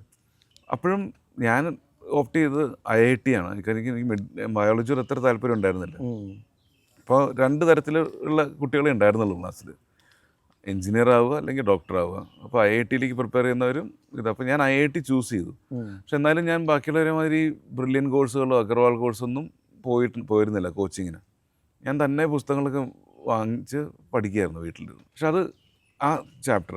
പക്ഷേ ഈ പെയിൻറ്റിങ് കോമ്പറ്റീഷനുകളിലും പാട്ടും പഠിപ്പിച്ചിട്ടുണ്ട് എന്നെ. ഞാനൊരു 7 കൊല്ലം ശരിക്കും ശാസ്ത്രീയ സംഗീതം പാടാൻ പഠിച്ചിട്ടുണ്ട്. ചേച്ചിമാരിൽ നിന്നാണ്. ചേച്ചിമാർ 2 പേരും വരയ്ക്കുകയും പാടുകയും ചെയ്യും. അപ്പം അങ്ങനെയാണ് ഈ ഇൻഫ്ലുവൻസ് വന്നതെന്നാണ്. വീട്ടിൽ വേറെ ആർക്കും അങ്ങനത്തെ ഒരു ആക്സസിബിൾ ആയിട്ടുള്ള കല ഇതുണ്ടായിരുന്നില്ല. അമ്മാവന് വരയ്ക്കുമായിരുന്നു. പക്ഷേ അദ്ദേഹം ബോംബെയിലായിരുന്നു, അദ്ദേഹം നമ്മുടെ ഒപ്പം ഉണ്ടായിരുന്നില്ല. അപ്പോൾ എനിക്ക് അങ്ങനത്തെ ഒരു വരയെ പറ്റിയ ഇൻഫ്ലുവൻസ് കിട്ടുന്നതൊക്കെ ചേച്ചിമാരിൽ നിന്നാണ്, പാട്ടിനും. അപ്പോൾ പാട്ട് അച്ഛൻ ഇതെല്ലാം ഞങ്ങളെ പ്രോത്സാഹിപ്പിക്കാറുണ്ട്. എനിക്ക് വേണമെങ്കിൽ കുറച്ചും കൂടി പഠിത്തത്തിനെ പറ്റി അച്ഛന് വലിയ ഐഡിയ ഒന്നുമില്ല, ഞാൻ എന്താ പഠിച്ചതെന്ന്. പക്ഷേ ഈ പാട്ടും വരയൊക്കെ അച്ഛൻ ഇത്രയും കൂടി നല്ല ക്ലാസ്സിൽ ചേർക്കണം. അപ്പോൾ പഠിപ്പിച്ചതൊക്കെ വലിയ തൃപ്പൂണിത്തുറ ലളിത ടീച്ചറാണ് പഠിപ്പിച്ചത്. അത് കഴിഞ്ഞിട്ട് പൊൻകുന്നൻ രാമേന്ദ്രൻ സാറാണ് പാട്ട് പഠിപ്പിച്ചത്. അപ്പോൾ ഞാൻ വളരെ സീരിയസ് ആയിരുന്നു. എൻ്റെ ഒരു ട്രാക്ക് പാട്ടിലേക്ക് തന്നെ വേണമെന്നായിരുന്നു എനിക്ക്. കാരണം ഈ കച്ചേരികളൊക്കെ തൃപ്പൂണിത്തുറയിൽ നിന്ന് കേൾക്കുകയാണല്ലോ, അവരൊക്കെ ഇങ്ങനെ അന്തം വിട്ട് ഇരിക്കുക, നമ്മൾ ഫ്രണ്ടിൽ പോയിരിക്കും, ഇവരൊക്കെ പാടുന്നതൊക്കെ കേട്ട് ഇത് ഒരു ദിവസം സ്റ്റേജിൽ എനിക്കും ഇരിക്കണം എന്നുള്ളൊരു ഐഡിയ ഭയങ്കര സീരിയസ് ആയിരുന്നു. വരയെക്കാട്ടിലും കൂടുതൽ പാട്ടിനോടായിരുന്നു കൂടുതൽ ഇൻട്രസ്റ്റ്. അങ്ങനെ ഇരിക്കുന്നൊരു സമയത്ത് അച്ഛൻ പല കോമ്പറ്റീഷനും എന്നെ കൊണ്ടായിട്ടുണ്ട്, നാഷണൽ ലെവലിലായിട്ടും ഇവിടെ എന്താ ഈ കേരളത്തിലുള്ള വട്ടത്തിൽ. അപ്പോൾ സമ്മാനങ്ങൾ കിട്ടുക, അല്ലെങ്കിൽ ആ 2.5 മണിക്കൂർ പെയിൻറ്റ് ചെയ്യുമ്പോൾ വെയിറ്റ് ചെയ്യുക, ഇതൊക്കെ അച്ഛൻ റെഗുലറായിട്ട് ചെയ്തിരുന്ന. പെയിൻറ്റിങ്ങുകൾ കഴിയുമ്പോഴത്തേക്ക് അച്ഛന് ഒരു സമ്മാനം കിട്ടുമെന്നുള്ളതിനൊരു ഇത്തിരി അത്യാഗ്രഹം ഉണ്ടായിരുന്നു, കിട്ടണമെന്ന് എനിക്ക്. അപ്പോൾ അച്ഛൻ ഓടി ഈ അത് പെയിൻറ്റിങ്ങിൻ്റെ സമയം കഴിഞ്ഞാൽ പിന്നെ പേരൻസിനും ഓൺ ലുക്കേഴ്സിനും ഒക്കെ വന്ന് കാണാം കുട്ടികൾ വരച്ചത് എന്താണെന്ന്. അപ്പോൾ അച്ഛൻ ഓടി വന്ന് എല്ലാവരുടെയും നോക്കും, ഞാൻ എല്ലാവരുടെയും നോക്കാൻ പോകും, അച്ഛൻ എൻ്റെ പെയിൻറ്റിങ്ങിൻ്റെ അവിടെ വന്ന് നിൽക്കും. എന്നിട്ട് ആളുകൾ കൂടുന്നുണ്ടോ അതൊക്കെ നോക്കി അച്ഛൻ, നമ്മുടെ പെയിൻറ്റിങ്ങിൻ്റെ ചുറ്റും ആളുകൾ കൂടുമ്പോൾ അച്ഛന് വലിയ സന്തോഷമാണ്. അപ്പോൾ ഒന്നും പറയുമൊന്നുമില്ല, പിന്നീട് എന്നോട് വന്നിട്ട് ക്ലൂ തരും. എനിക്ക് വേണ്ട നിനക്ക് തന്നെ അടിക്കും, കാരണം നിറച്ച ആളുകൾ പെയിൻറ്റിങ്ങിന് ഏറ്റവും കൂടുതൽ ആളുകൾ നിൻ്റെ പെയിൻറ്റിങ്ങിൻ്റെ ചുറ്റുമായിരുന്നു. അപ്പോൾ എങ്ങനെയും പ്രൈസ് എങ്ങനെ ഉറപ്പാണെന്നൊക്കെ പറഞ്ഞ് അച്ഛനിങ്ങനെ ഒരു മോട്ടിവേറ്റ് ചെയ്യും. അങ്ങനെ പ്രൈസ് അടിച്ചിട്ടുണ്ട്. അപ്പോഴെപ്പോഴും അച്ഛൻ തന്നെയായിരിക്കും പുറകിൽ സീറ്റിലൊക്കെ ഇരുന്ന് കൈയടിയും ബഹളമൊക്കെ അച്ഛൻ തന്നെയായിരുന്നു. അമ്മയും വരും. അമ്മയും പിന്നെ വീട്ടിലാണെങ്കിലും ഞാൻ വരച്ച പെയിൻറ്റിങ്സ് ഭയങ്കരമെന്ന് പറഞ്ഞ് അവിടെയൊക്കെ ടേപ്പൊക്കെ ഒട്ടിച്ച് മതിലുമ മുഴുവൻ ഒട്ടിച്ചിരുന്നു അച്ഛൻ. ഒരു 10-30 പെയിൻറ്റിങ്സ് ഞാൻ വരച്ചതൊക്കെ അവിടെ വീട്ടിലൊട്ടിക്കുക. അപ്പോൾ എനിക്കൊരു ആർട്ട് ഗാലറി എന്നൊരു ഫീലിംഗ്, ഞാനൊരു ആർട്ടിസ്റ്റായി എന്നൊക്കെയുള്ളൊരു ഫീലിംഗ് ആയിരുന്നു. അതിങ്ങനെ ഡിസ്പ്ലേ ഒക്കെ ചെയ്യുമ്പോൾ. ഇല്ലെങ്കിൽ ആളുകൾ ചുമരിലൊക്കെ ഒട്ടിക്കാൻ സമ്മതിക്കില്ലല്ലോ, ഭയങ്കര അടിയും ബഹളമൊക്കെ ആവില്ലേ. ഇത് ഈ മുഴുവൻ മതിലും അങ്ങനെയൊക്കെ വെച്ച്, അപ്പോൾ അങ്ങനെയൊക്കെ എൻകറേജ്മെൻറ്റ് ഒരുപാട് ചെയ്തിട്ടുണ്ട് അച്ഛൻ. 12ാം ക്ലാസ്സിൽ ഓണത്തിന് ബോയ്സ് സ്കൂളിൽ അത്തച്ചമയത്തിൻ്റെ അനുബന്ധിച്ചൊരു കോമ്പറ്റീഷൻ നടക്കും. അപ്പോൾ ആ പെയിൻറ്റിങ് കോമ്പറ്റീഷൻ്റെ സമയത്ത് ഞാൻ ബോയ്സ് സ്കൂളിൽ വെച്ചിട്ട്, തൃപ്പൂണിത്തുറ ബോയ്സ് സ്കൂളിൽ വെച്ചിട്ട്, അപ്പോൾ പെയിൻറ്റിങ് ഒക്കെ കഴിഞ്ഞ് ഞാനിങ്ങനെ ബാക്കിയുള്ളവരുടെ പെയിൻറ്റിങ് നോക്കാൻ പോയപ്പോഴത്തേക്കാണ് തിരിച്ച് വന്ന്, അപ്പോൾ അച്ഛനിങ്ങനെ ഒരാളോട് സംസാരിച്ചുകൊണ്ട് നിൽക്കുകയാണ്. അപ്പോൾ അതുമാതിരി കുറച്ച് ആളുകളൊക്കെ എൻ്റെ പെയിൻറ്റിങ്ങിൻ്റെ ചുറ്റിനുമുണ്ട്. എനിക്ക് ഒത്തിരി സന്തോഷമായി കണ്ടപ്പോൾ, കാരണം അങ്ങനെ ഒരു സീസണിങ് ആണ് അച്ഛൻ തന്നേക്കണേ. ആളുകളൊക്കെ ഉണ്ടെങ്കിൽ മിക്കവാറും അടിക്കും. അപ്പോഴാണ് ഒരു കക്ഷി പറഞ്ഞത്, ഇത് ആരുടെയാണ് ഈ പെയിൻറ്റിങ്? അച്ഛൻ അപ്പോൾ ചാടി വീണെന്ന് പറഞ്ഞു, എൻ്റെ മോൻ്റെയാണ് എന്നൊക്കെ പറഞ്ഞു അച്ഛൻ. അപ്പോൾ അങ്ങനെ പറഞ്ഞു, ഇയാൾ NID പോകണം. അപ്പോൾ NID ഞാനും അപ്പോഴത്തേക്ക് എത്തി അവിടെ. NID നാഷണൽ ഇൻസ്റ്റിറ്റ്യൂട്ട് ഡിസൈനിൽ പോകണം, നല്ല കഴിവും ഇതൊക്കെ ഉണ്ട്, അപ്പോൾ ഇത് ഡിസൈൻ പഠിക്കുന്നത് നന്നായിരിക്കും. അപ്പോഴാണ് നമ്മളിങ്ങനെ ആദ്യമായിട്ട് ഇത് പറഞ്ഞു. അങ്ങേര് തന്നെ അച്ഛനോട്, അപ്പോൾ അതെന്ത് ചെയ്യണം? അപ്പോൾ അങ്ങേര് പറഞ്ഞു, സെപ്റ്റംബറിൽ പേപ്പർ നോക്കുക, ഒരു അഡ്വർടൈസ്മെൻറ്റ് വരും, ആപ്ലിക്കേഷൻ ഫോംസ് റെഡിയാണ്, അത് നമ്മളൊരു എഴുത്തയക്കുമ്പോൾ അവർ തിരിച്ച്, ഇത് 91 ഇൻ്റർനെറ്റില്ല, ഇതൊന്നുമില്ല, നമുക്ക് ഇങ്ങനൊരു ഇൻസ്റ്റിറ്റ്യൂട്ട് അഹമ്മദാബാദിലുണ്ടെന്ന് കണ്ടുപിടിക്കണമെങ്കിൽ വേറെ അവിടെ നിന്ന് ഏതെങ്കിലും ജൈൻ പുരോഹിതന്മാർ വന്ന് പറയണം, നമുക്ക് അഹമ്മദാബാദിൽ എന്താ നടക്കുന്നതെന്നും കൂടെ അറിയില്ല. ഗാന്ധി ഗുജറാത്തിലുണ്ടായിരുന്നു എന്നല്ലാതെ വേറെ ഒരു റെഫറൻസും ഇല്ല നമുക്ക്, പൊളിറ്റിക്സിൻ്റെ കുറച്ച് ന്യൂസിൽ കേൾക്കുന്നതല്ലാതെ. അങ്ങേര് ഫുള്ള് റോഡ് മാപ്പ് അച്ഛന് കൊടുത്തു. പിന്നെ അങ്ങേരെ കണ്ടിട്ടില്ല ഞാൻ ഈ കക്ഷിയെ. അപ്പോൾ അങ്ങനെ ഒരു സ്ട്രേഞ്ചർ വന്ന് ഇത്രയും റെയർ ആയിട്ടുള്ളൊരു ഇൻസ്റ്റിറ്റ്യൂട്ട് എന്ന് പറഞ്ഞാൽ IIT മാതിരത്തൊരു ഇൻസ്റ്റിറ്റ്യൂട്ടാണത്, വളരെ സോഫിസ്റ്റിക്കേറ്റഡ് ആയിട്ടുള്ള ഇൻസ്റ്റിറ്റ്യൂട്ട്. സാരാഭായ്സ് അവരുടെ സ്ഥലം കൊടുത്ത് മിനിസ്ട്രി ഓഫ് ഇൻഡസ്ട്രി നടത്തുന്ന ഒരു ഇൻസ്റ്റിറ്റ്യൂട്ടായിരുന്നു. IITസും മാതിരി വലിയ സബ്സിഡിയൊക്കെ ആയിട്ട് 30 പേരെ ഇന്ത്യയിൽ നിന്ന് എടുക്കുള്ളൂ. ഭയങ്കര കോമ്പറ്റീറ്റീവ് ആയിട്ടുള്ളൊരു സെലക്ഷൻ പ്രോസസ്സ്. അപ്പോൾ അതിലെല്ലാം ഞാൻ എല്ലാ തവണയും അച്ഛൻ എന്നെ ആദ്യം മദ്രാസിലായിരുന്നു എൻ്റെ എക്സാം. 2 ദിവസം ഫുൾ ഡേ എക്സാം ആയിരുന്നു. അപ്പോൾ എല്ലാം ഫിസിക്സ് കെമിസ്ട്രീൻ്റെ ഒക്കെ കോമൺ സാധനങ്ങളായിരുന്നു. അതുകൂടാതെ ഒരുപാട് ഇൻട്രസ്റ്റിംഗ് ക്വസ്റ്റ്യൻസ് ഒക്കെ ഉണ്ടായിരുന്നു. അതായത് ഒരു സൈക്കിളിൻ്റെ ടയർ കിട്ടുകയാണെങ്കിൽ നമ്മളതിനെ എങ്ങനെയൊക്കെ യൂസ് ചെയ്യാൻ പറ്റും, എന്തൊക്കെ പ്രൊഡക്ട്സ് ഉണ്ടാക്കാൻ പറ്റും, പിന്നെ അങ്ങനെ ഒരുപാട് ഇൻട്രസ്റ്റിംഗ് ആയിട്ടുള്ള ചിന്തിക്കേണ്ട കുറേ വരകളുണ്ടാവും ഒരു ബോക്സിൽ. അതിനെ കംപ്ലീറ്റ് ചെയ്തിട്ട് മീനിങ്സ് കൊടുക്കുക. എന്നിട്ട് വേറെ കുറേ വരകൾ അവർ തന്നിട്ടുണ്ടാവും, അത് ഇൻ്റർപ്രറ്റ് ചെയ്യുക ടൈറ്റിൽ. അല്ല, അതിൻ്റെ ഇടയ്ക്ക് ഞാനൊരു കാര്യം ചോദിക്കട്ടെ. ഈ അജ്ഞാതൻ പറഞ്ഞ ഒരു ഇതിൻ്റെ പുറത്ത് നിങ്ങളൊരു കാർഡ് അയച്ചു, പക്ഷേ ആ കാർഡ് കറക്റ്റായിട്ടുള്ള സമയത്തായിരുന്നില്ല. ആ ഫ്രെയിമിൻ്റെ അകത്ത് മറ്റേ നോട്ടീസ് ബോർഡിൽ കിടന്നിട്ട് അവിടുന്ന് ഒരു മലയാളിയായിട്ട് ലൈബ്രറിയൻ തിരിച്ച് മറുപടി അയച്ചെന്ന് പറഞ്ഞിട്ടൊരു മലയാളിയായിട്ടുള്ളൊരു അവിടുത്തെ അഡ്മിനിസ്ട്രേറ്റീവ് ഓഫീസർ മലയാളിയായിരുന്നു. അഡ്മിനിസ്ട്രേറ്റീവ് ഓഫീസർ MGD നായർ എന്ന് പറഞ്ഞ. അപ്പോൾ അങ്ങേരുടെ എഴുത്താണ് വന്നത് അച്ഛന്. അതായത് ഇതാണ് ആപ്ലിക്കേഷൻ ഫോം, ഇതിങ്ങനെ. പക്ഷെ ഇതൊക്കെ നമുക്ക് ഭയങ്കര ഒരു പ്രൈസ്ലെസ് ആയിട്ടുള്ള സംഭവമാണ്. കാരണം നമ്മളൊരു സ്ട്രേഞ്ച് അഡ്രസ്സിലേക്ക് എഴുത്തയക്കുന്നു, അവിടുന്ന് ഇങ്ങനെ ഒരു എഴുത്ത് വരുന്നു. അപ്പോൾ administrative officer MGD നായരായിരുന്നു, MG Divakaran Nair. പക്ഷേ ഈ എക്സാമൊക്കെ വളരെ ന്യൂട്രലായിട്ട് നടക്കുന്ന, വളരെ അതായത് 10,000-15,000 പേര് എക്സാം എഴുതുന്നു. അതിൽ നിന്ന് 100 പേരെ അഹമ്മദാബാദിലേക്ക് വിളിക്കുകയാണ്. എന്നിട്ട് അച്ഛൻ എന്നെ അവിടെയും കൊണ്ടുപോയി. എന്നിട്ട് ഒരു ദിവസം മുഴുവൻ വർക്ക്ഷോപ്പുകളും ഗ്രൂപ്പ് ഡിസ്കഷനും ഗ്രൂപ്പ് ടാസ്കുകളും ഒക്കെ ചെയ്ത് ഒരു 13 പേരുടെ ഗ്രൂപ്പായിരുന്നു. പിന്നെ അടുത്ത ദിവസം ഇൻ്റർവ്യൂ, അത് 1/2 മണിക്കൂറോളം ഉണ്ടായിരുന്നു. അപ്പോൾ ഞാൻ എല്ലാ തവണ അച്ഛനോട് പറയും, അച്ഛൻ ഇത്തവണ കിട്ടിയില്ലെങ്കിൽ അടുത്ത തവണ നമ്മൾ എങ്ങനെ അടിച്ചിരിക്കും. കാരണം ഒരു പുള്ളിക്കും ഇങ്ങനെ ഹോപ്പ്ഫുള്ളായിട്ടിരിക്കുകയല്ലേ. അപ്പോൾ നമ്മുടെ ബാച്ചിലും കുറേ പേര് 2ഉം 3ഉം തവണയൊക്കെ എഴുതി ഓരോ ഘട്ടങ്ങൾ വരെ എത്തി നിൽക്കുന്ന ആളുകളുണ്ടായിരുന്നു ആ ഇൻ്റർവ്യൂവിൻ്റെ സമയത്തൊക്കെ. അപ്പോൾ ഞാനങ്ങനെ ഒരു പ്രോബബിലിറ്റി വളരെ കുറവാണ് നമുക്ക് കിട്ടാനുള്ളത് എന്നുള്ള സംഭവം അച്ഛനെ ഇങ്ങനെ പതുക്കെ മെരുക്കിയെടുക്കുകയായിരുന്നു. പക്ഷേ ലക്കിലി IITയുടെ എക്സാം എഴുതിയ ദിവസം അച്ഛൻ അങ്ങോട്ട് വിളിച്ച് ചോദിച്ചു. എനിക്കാണ് MGD നായരുടെ ഓഫീസിലേക്കാണ് വിളിച്ച് ചോദിച്ചത്. അഡ്മിഷൻ കിട്ടിയെന്ന് മനസ്സിലായി. അപ്പോൾ ഞാൻ IITയുടെ അടുത്ത ദിവസം ഞാൻ എഴുതിയില്ല. എനിക്ക് ആ ക്യാമ്പസിലൊക്കെ പോയിട്ട് ഇത്രയും സന്തോഷമായി. ഞാൻ പറഞ്ഞു, എനിക്ക് ഇവിടെ കിട്ടുകയാണെങ്കിൽ ഇവിടെ മാത്രം മതി. അങ്ങനെ ആണ് 17 വയസ്സായിരുന്നു എനിക്കപ്പോൾ ഇവിടെ നിന്ന്. 17 വയസ്സ്. ഈ തിരിഞ്ഞു നോക്കുമ്പോൾ നമ്മളുടെ ഈ ജേണിയിൽ ഇടപെടൽ നടത്തിയ പല അജ്ഞാതന്മാരെ കുറിച്ചും നിങ്ങൾ സൂചിപ്പിച്ചിട്ടുണ്ട്. അതിനെക്കുറിച്ചൊക്കെ ഒന്ന് പറയാമോ? ഉദാഹരണത്തിന് എനിക്ക് ഓർമ്മ വരുന്നത് ഈ ടോക്കറി എന്ന് പറഞ്ഞിട്ടുള്ള അതിൻ്റെ ഒരു കുട്ടി, പരിക്ഷീണയായ ഒരു കുട്ടി തെരുവിൽ വന്നിട്ട് ഡോറിൽ മുട്ടുമ്പോൾ നിങ്ങൾ ഷൗട്ട് ചെയ്യുന്ന അങ്ങനത്തെ ഒരു. എൻ്റെ കഥകളിൽ മിക്കവാറും വരുന്ന ആളുകളെല്ലാം ഈ യാദൃശ്ചികമായിട്ട് വന്ന് പെട്ട ക്യാരക്ടേഴ്സാണ്. അത് നമ്മൾ കണ്ടു അല്ലെങ്കിൽ എക്സ്പീരിയൻസ് ചെയ്തു എന്നുള്ളതാണ് അതിൻ്റെ ഒരു തുടക്കം. ടോക്കറിയുടെ 2008 ഈ കുട്ടി വന്ന് ഒരു ട്രാഫിക് സിഗ്നലിൽ വന്ന് മുട്ടി, കുറച്ച് ബ്ലോക്കിൽ കിടക്കുമ്പോൾ ട്രാഫിക് ബ്ലോക്കിൽ കിടക്കുമ്പോൾ ഇങ്ങനെ മുട്ടി തരാൻ നോക്കുകയാണ്. 2-3 പ്രാവശ്യം കൊട്ടു കഴിഞ്ഞാൽ എനിക്കാണെങ്കിൽ ഒരു മീറ്റിങ്ങിൽ എത്തേണ്ട തിരക്കിലും ഞാൻ ഗ്ലാസ് തുറന്ന് ഒരു ഭീകരമായിട്ടുള്ള മുഖം കാണിച്ച് പറഞ്ഞ കുട്ടിയെ ഓടിച്ചു. കുട്ടിയാണെങ്കിൽ 2-3 സ്റ്റെപ്പ് പുറകിലേക്ക് പോയി. ആ ഒരു ഭീവൽസ് നമ്മുടെ ഒരു ഭീകരമായിട്ടുള്ളൊരു എക്സ്പ്രഷൻ ആയത് കാരണം ഞാനതിനെപ്പറ്റി അധികം ചിന്തിച്ചില്ല. ആ സമയത്ത് സിഗ്നലിൽ ഗ്രീനായി വണ്ടി എടുത്ത് പോയി. പിന്നീട് ഞാൻ ആലോചിച്ചു, അയ്യോ കുട്ടി ഒരു യൂണിഫോമൊക്കെയാണല്ലോ ഇട്ടുന്നത്. ഇപ്പം നമ്മൾ ഈ സാധാരണ ബോംബെയിൽ എല്ലാ കുട്ടികളെ ഉപയോഗിച്ച് പിച്ച ചെണ്ടിക്കുന്ന മാഫിയ സംഘങ്ങളുണ്ട് എന്നൊക്കെ പറഞ്ഞ ഒരുപാട് കോൺസെപ്റ്റ് ഉണ്ട്. എൻ്റർടൈൻ ചെയ്യാറില്ല സാധാരണ. കാരണം അത് എൻ്റർടൈൻ ചെയ്യുകയാണെങ്കിൽ അത് പിന്നീട് നമ്മൾ പ്രോത്സാഹിപ്പിക്കുന്ന മാതിരിയായിരിക്കും. കൂടുതൽ കുട്ടികളെ അതിൽ വലിച്ചിഴക്കി എന്നൊക്കെയുള്ള ഓരോ കോൺസെപ്റ്റ് നമ്മൾ എക്സ്ക്യൂസ് ആയിട്ട് എടുത്തിട്ടാണ് ഒന്ന് ഇങ്ങനെ ചെയ്തത്. പിന്നീട് ഞാൻ ഭയങ്കര ഗിൽട്ടിയായി. ഈ കുട്ടി ചിലപ്പോൾ എന്തെങ്കിലും ഒരു സർക്കംസ്റ്റൻസ് വന്നിട്ടാണോ കുട്ടിക്ക് റോട്ടിൽ ഇറങ്ങേണ്ടി വന്നത്. പിന്നീട് ആ സൈഡിൽ പോയിട്ടുമുണ്ട്. ഒന്നാ കുട്ടി കാണുകയാണെങ്കിൽ ഒരു ബിസ്ക്കറ്റോ എന്തെങ്കിലും മേടിച്ച് അറ്റ്ലീസ്റ്റ് ഒരു കൊട്ടയൊക്കെ മേടിച്ച് ഒന്ന് സമാധാനിപ്പിക്കാന്നല്ലേ. കുട്ടി പിന്നെ കണ്ടിട്ടില്ല ആ ഏരിയയിൽ. അവരൊരു കോളനി വരെ താമസിക്കുന്നതാണ് അവിടെ. ഞാൻ എൻ്റെ റെഗുലർ റൂട്ടുമാണ് സ്റ്റുഡിയോയിലേക്ക്. ആ കുട്ടിയെ വെച്ചിട്ടാണ് ടോക്കറി ഉണ്ടാക്കിയത്. ഒരു 8 കൊല്ലം എടുത്തു പടം ഉണ്ടാക്കാൻ. 8 വർഷം. അതെനിക്ക് തോന്നുന്നൊരു തരത്തിലുള്ളൊരു സെറ്റപ്പായിരുന്നു. അത് യൂണിവേഴ്സിൻ്റെ ഒരു സെറ്റപ്പായിരുന്നു. നമ്മൾ അങ്ങനത്തെ ഒരു പടം ഉണ്ടാക്കണം, അതിന് ഇങ്ങനത്തെ ഒരു മിനിയേച്ചറൊക്കെ ഉപയോഗിച്ചിട്ടാണ് ചെയ്തേക്കണേ. ഒരു ദിവസം 1 സെക്കൻഡൊക്കെ ഷൂട്ട് ചെയ്യാൻ പറ്റില്ലായിരുന്നു.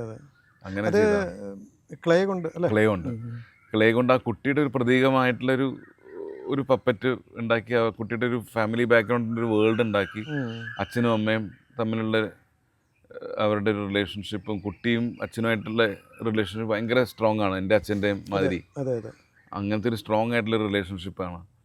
അപ്പോൾ ആ റെഫറൻസൊക്കെ നമുക്ക് കാണാൻ പറ്റും നമ്മുടെ പടങ്ങളിൽ നമ്മൾ കാണുന്ന ആളുകളൊക്കെ. ഫിഷർ വുമൺ ടുക് ടുക് എന്ന് പറഞ്ഞ പടം നമ്മൾ ആദ്യം നാഷണൽ അവാർഡ് കിട്ടിയ, അതിൽ ഇതേമാതിരി തന്നെ ഒരു തടിച്ചൊരു ഫിഷർ വുമൺ ഇങ്ങനെ കൊട്ടയെ കൊണ്ട് നടക്കണം. അവർ നമ്മുടെ അവർ നടന്നു പോവാണ്. അല്ല, അതിന്റെ സങ്കല്പം ആ കുട്ടി അവർക്കൊരു ഓട്ടോ കിട്ടിയിരുന്നെങ്കിൽ എന്നുള്ളതായിരുന്നു കോംപ്രമൈസ്. കാരണം ഇത് ഒന്നാമതെ ബോംബെയിലെ ഒരു ലെവല്, ഒരു ഏരിയ കഴിഞ്ഞാൽ, ബാൻഡ്ര കഴിഞ്ഞാൽ ഓട്ടോ അലോഡല്ല സിറ്റി ലിമിറ്റിലേക്ക്.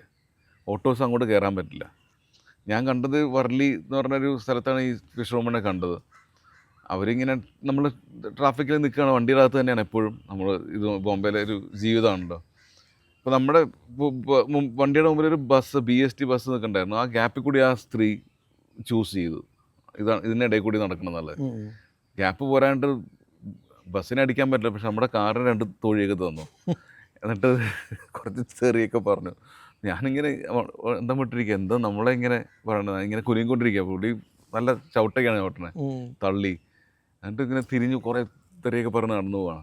പുള്ളിയുടെ ഒരു ക്യാരക്ടർ നോക്കിയപ്പോഴത്തേക്കും ആള് ഫീമെയിലൊക്കെ ആണെങ്കിൽ ഒരു ആണിനെ മാതിരിയുള്ള അഗ്രസീവായി പേഴ്സണാലിറ്റി ആയി മാറി. അത് കാലം മാറ്റിയ മാറ്റാണെന്നുള്ളതാണ് എൻ്റെ ഒരു അനുമാനം. അങ്ങനെയാണ് ഈ ക്യാരക്ടർ ഉണ്ടാക്കിയത്. അതായത് 2-3 എക്സ്പെരിമെൻ്റ് ഉണ്ടായിരുന്നു.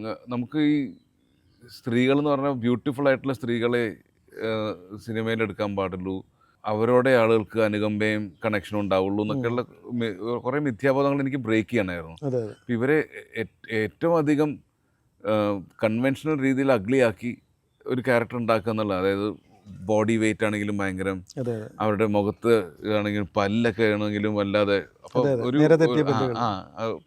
അതെ കംപ്ലീറ്റ് ആയിട്ട് ഒരു പ്ലസൻറ്റിൻ്റെ ഒരു അൺപ്ലസൻ്റ് ആയിട്ട് നമ്മൾ സൊസൈറ്റി കാണുന്ന ഒരു സ്ത്രീയെ നമ്മൾ ആളുകൾക്ക് എങ്ങനെ കണക്ട് ചെയ്യാൻ പറ്റും എന്നുള്ളൊരു എക്സ്പെരിമെൻ്റ് ആയിരുന്നു. അത് ഭീകരമായിട്ടുള്ളൊരു സക്സസ്. ഇപ്പോൾ 5 കോടി വ്യൂസ് ആവണു ഈ പടത്തിന് യൂട്യൂബിൽ.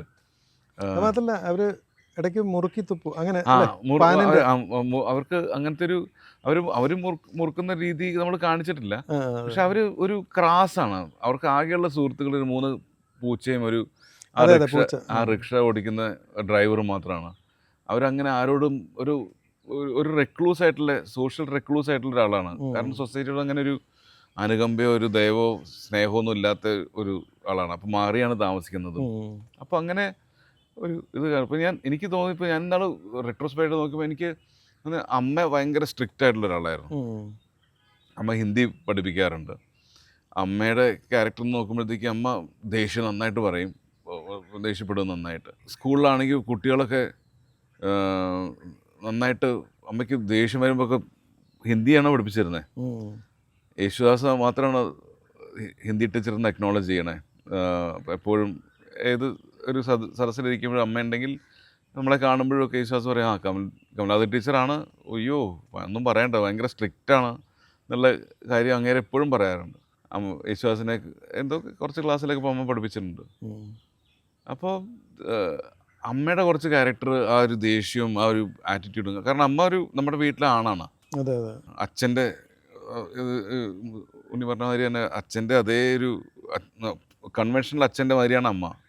അമ്മയോട് നമ്മൾക്ക് ചോദിക്കാനൊക്കെ പേടിയാണ്, അച്ഛനോട് എന്തും പറയാമെന്നുള്ള ഒരു ഫ്രീഡം. അപ്പോൾ അങ്ങനെ ഒരു കോൺട്രാസ്റ്റ് അവിടെ നിന്ന് കുറച്ച് ക്യാരക്ടേഴ്സ് എടുത്തിട്ടുണ്ടോ എന്ന് എനിക്ക് സംശയമുണ്ട് നമുക്ക്. കാരണം നമ്മളിതെല്ലാം ഒറിജിനാലിറ്റി എന്നുള്ളൊരു സംഭവത്തിനെ പറ്റി ഞാൻ വിശ്വസിക്കാത്ത ഒരാളാണ്. നമ്മൾ എങ്ങനെ കണക്ഷൻസ് ഉണ്ടാക്കുന്നോ, നമ്മളുടെ ഭാവനയും നമ്മൾ കാണുന്ന ഒബ്സർവേഷൻസ്, റെക്കോർഡ് ചെയ്ത സാധനങ്ങളൊക്കെ മെമ്മറിയിൽ, അതൊക്കെ നമ്മൾ എങ്ങനെ കണക്ട് ചെയ്യുന്നു, അങ്ങനെ ഒരു യുണീക്ക് കോമ്പിനേഷൻ വരണത്. അപ്പോൾ അത് എവിടെ നിന്നെങ്കിലുമൊക്കെ എന്തെങ്കിലും റെഫറൻസ് ഇല്ലാതെ നമുക്ക് ചിന്തിക്കാനേ പറ്റില്ല എന്നുള്ളതാണ് എൻ്റെ ഒരു. ഈ ആനിമേഷൻ മാത്രമല്ലാതെ വേറെയും ഈ പരസ്യ ചിത്രങ്ങളും അതുപോലെയുള്ള ഒരുപാട് സംഗതികൾ വന്നിട്ടുണ്ടല്ലോ. അപ്പം ഈ കൽക്കിയുടെ ആദ്യ ഭാഗത്തുണ്ടായ ആ ഒരു മനുഷ്യൻ്റെ ഒരു സ്ട്രഗിളിൻ്റെയും പോരാട്ടത്തിൻ്റെയും ഒക്കെ ഒരു കഥ, അതിനെക്കുറിച്ചൊക്കെ ഒന്ന് പറയാമോ? പ്രധാനപ്പെട്ട ഓർമ്മയിൽ വരുന്ന പ്രധാനപ്പെട്ട ചിത്രങ്ങളും അതുപോലെയുള്ള പരസ്യ ചിത്രങ്ങൾ ആനിമേഷൻ ഒരു വലിയ ഭാഗമാണെങ്കിൽ തന്നെ ഞാൻ ലൈവ് ആക്ഷൻ ഒരുപാട് ആക്ടേഴ്സായിട്ട് നമ്മൾ ഷൂട്ട് ചെയ്തും പടങ്ങൾ ചെയ്തിട്ടുണ്ട്. എന്നെ കൂടുതൽ ആളുകൾ അപ്രോച്ച് ചെയ്ത് അത്, അല്ലെങ്കിൽ ഇപ്പോൾ ഇത്രയും ഒരു 500-600 പടങ്ങൾക്ക് ശേഷം ആളുകൾ നമ്മുടെ വർക്ക് നോക്കുമ്പോൾ എല്ലാ ബ്രാൻഡിനും നമ്മളൊരു വ്യത്യസ്തമായിട്ടുള്ളൊരു പ്രതിച്ഛായ കൊടുത്തിട്ടുണ്ട്. വിഷ്വലായിട്ടും ഓഡിയോ ആയിട്ടും നമ്മളൊരു യുണീക്കായിട്ടുള്ളൊരു പൊസിഷനിങ് കൊടുത്തിട്ടുണ്ട്. അത് എനിക്ക് തോന്നുന്നു എനിക്ക് ഒരേ കാര്യം ചെയ്തുകൊണ്ടിരിക്കാനുള്ളൊരു ബോർഡം എനിക്ക് തന്നെയുണ്ട്. അത് ഒരു കാരണമാവാം, അതൊരു ലിമിറ്റേഷൻ ആയിരിക്കാം. ഒരേ സംഭവം തന്നെ ചെയ്തുകൊണ്ടിരിക്കുക എന്നുള്ള, ചിലവർ അങ്ങനെ ആയിരിക്കും പെർഫെക്ഷനിലേക്ക് എത്തുന്നത്. അതെ അതെ. എൻ്റെ ഒരു ഇതെന്ന് പറഞ്ഞാൽ നമ്മൾ കൂടുതലും ഇൻട്രസ്റ്റിംഗ് ആയിട്ടുള്ള കാര്യങ്ങൾ ചെയ്യുക, നമ്മൾ ചെയ്യാത്ത കാര്യങ്ങൾ ചെയ്യുക ഓരോ പടത്തിലും. അപ്പോൾ ആ ഒരു സംഭവം ഇപ്പോൾ ഇൻഡസ്ട്രിയിൽ ആളുകൾക്ക് അറിയാം. അപ്പോൾ ആളുകൾക്ക് എന്തെങ്കിലും ഒരു ഐഡിയ ഉണ്ട്, അതിന് ഒരു ഒന്ന് സുരേഷിനൊക്കെ ചോദിക്കാം, എങ്ങനെയാണ് അങ്ങേര് എന്തെങ്കിലും വ്യത്യസ്തത വ്യത്യസ്തത കൊണ്ടുവരുന്നുള്ള രീതിയിലാണ് വരുന്നത്. അപ്പോൾ അങ്ങനെയാണ് എല്ലാ പരസ്യങ്ങളിലും ചെയ്യുന്നത്. ഇപ്പോൾ ആദ്യത്തെ ക്ലേ ആനിമേഷൻ പരസ്യം ഇന്ത്യയിൽ ഇത്രയും പോപ്പുലർ ആയത് ആമറോൺ ബാറ്ററി 2002 വന്ന പരസ്യങ്ങളാണ്. ആ കമ്പനി തന്നെ ലോഞ്ച് ചെയ്തത് ആ പരസ്യങ്ങൾ വെച്ചിട്ടാണ്, ആമയും മോയലിൻ്റെ ഒരു റേസിനെ പറ്റിയിട്ട്. പിന്നെ ICICI ചിന്താമണി ആദ്യത്തെ music video, animated music video, Bindu, പഴയ ബിന്ദുരെ ബിന്ദു എന്ന് പറഞ്ഞ പാട്ട് വെച്ചിട്ട് നമ്മളൊരു മ്യൂസിക് വീഡിയോ ചെയ്തു. അത് 2001 ചെയ്തതാണ്. പിന്നീട് ഒരുപാട് ലീവൈസിന് ആദ്യമായിട്ട് കാൻ ലയൺസിൽ അവാർഡ് കിട്ടുന്നത് നമ്മളുണ്ടാക്കിയൊരു പടം ആണ്. അതായത് ഭയങ്കര റാഡിക്കലായിട്ടൊരു ഐഡിയ വെച്ചിട്ട് ലീവൈസ് ജീൻസിന് വേണ്ടിയിട്ട് നമ്മൾ ചെയ്തു, സ്ലിം ജീൻസിന് വേണ്ടിയിട്ട്. അത് 2005-2006 ആദ്യമായിട്ടാണ് അനിമേഷൻ അങ്ങനത്തെ ഒരു അവാർഡൊക്കെ കിട്ടുന്നത് കാനിൽ വെച്ചിട്ട്. കാൻസ് നമ്മൾ പറയുന്നത് ഇവിടെ. അപ്പോൾ പിന്നെ പച്ചപ്പായൽ ഏഷ്യൻ പെയിൻസിന് വേണ്ടിയിട്ടും പടം ചെയ്തിട്ടുണ്ട്. ഏഷ്യൻ പെയിൻസിന് കേരളത്തിൽ ആദ്യമായിട്ട് കേരളത്തിൻ്റെ ഇവിടെ ഷൂട്ട് ചെയ്ത് നമ്മുടെ നാടിന് വേണ്ടിയിട്ട് ചെയ്തത് ഏഷ്യൻ പെയിൻസ്. നാടൻ ഇതായതുകൊണ്ട് പെട്ടെന്ന് അത് പച്ചപ്പായലല്ല നമ്മൾ ചെയ്തത്, മറ്റേ ഫൈബർ എന്ന് പറഞ്ഞൊരു സംഭവത്തിനെ പറ്റിയിട്ടുള്ള ഇതായിരുന്നു. ഒരു ഏഷ്യൻ പെയിൻസിന് ഒരു ഫൈബർ കമ്പോണൻ്റ് ഉണ്ട്. അപ്പോൾ ജോസേട്ടൻ്റെ വീട്ടിൽ പൂപ്പല് പായലും ഇല്ല. അപ്പോൾ അതിനെ പറ്റിയിട്ടുള്ള ഒരാൾ അടിച്ചിറക്കിയൊരു സംഭവമാണ് ഫൈബർ ഉണ്ടെന്നുള്ളത്. അപ്പോൾ അത് ആ ഒരു ഫിലിം ഞാൻ ചെയ്തു. അത് രസകരമായിട്ട് റിസീവ് ചെയ്തു നമ്മുടെ നാട്ടിൽ. JSW സ്റ്റീലിന് വേണ്ടിയിട്ട് ചെയ്ത പടത്തിന് ഒരുപാട് അംഗീകാരം കിട്ടിയിരുന്നു ഈയിടെ. അവരുടെ മെയിൻ ഒരു പടം ചെയ്തു. അത് സ്റ്റീലിനെ നമ്മൾ ക്ലേ ആയിട്ട് കാണിച്ച് ചെയ്തതാണ്.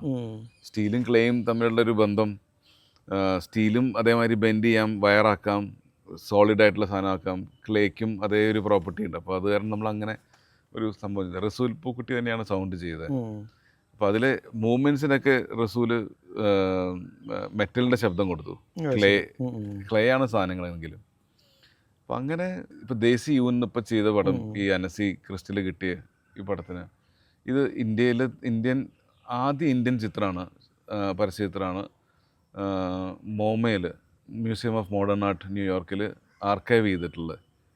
ഇത് അതിൻ്റെ ക്രാഫ്റ്റ് അത്ര യുണീക്കായത് അതുമാത്രമേ അവർ മ്യൂസിയം ഓഫ് മോഡേൺ ആർട്ടിൽ പ്രിസർവ് ചെയ്യാറുള്ളൂ. എന്താണ് പ്രിസർവ് ചെയ്യുന്നത്? ആർക്കൈവ് ചെയ്തേക്കാം പടം.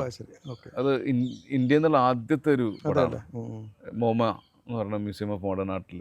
വ്യത്യസ്തമായിട്ടുള്ള ജീവിതാനുഭവങ്ങളുടെ കൂട്ടത്തിൽ ഈ ആട്ടിടയന്മാരുടെ കൂട്ടത്തിലുള്ള ജീവിതം, അത് അതിനെക്കുറിച്ചൊന്ന് പറയാം. എന്താണ് ഇതിൻ്റെ ഒരു തീം? എന്തായിരുന്നു അത്?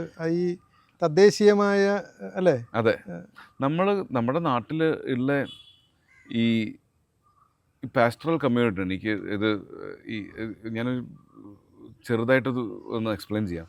പാസ്റ്ററൽ കമ്മ്യൂണിറ്റി നമ്മുടെ ഒറിജിനൽ ലൈഫ് സ്റ്റൈല് നമ്മളിങ്ങനെ ഇടയന്മാരായിട്ട് നടക്കുക, മൃഗങ്ങളുടെ ഒപ്പം നടക്കുക, ഒരു വീടും കുടിയും ഇല്ലാതെ ആണ് നമ്മുടെ ഒറിജിനൽ ലൈഫ് സ്റ്റൈല്.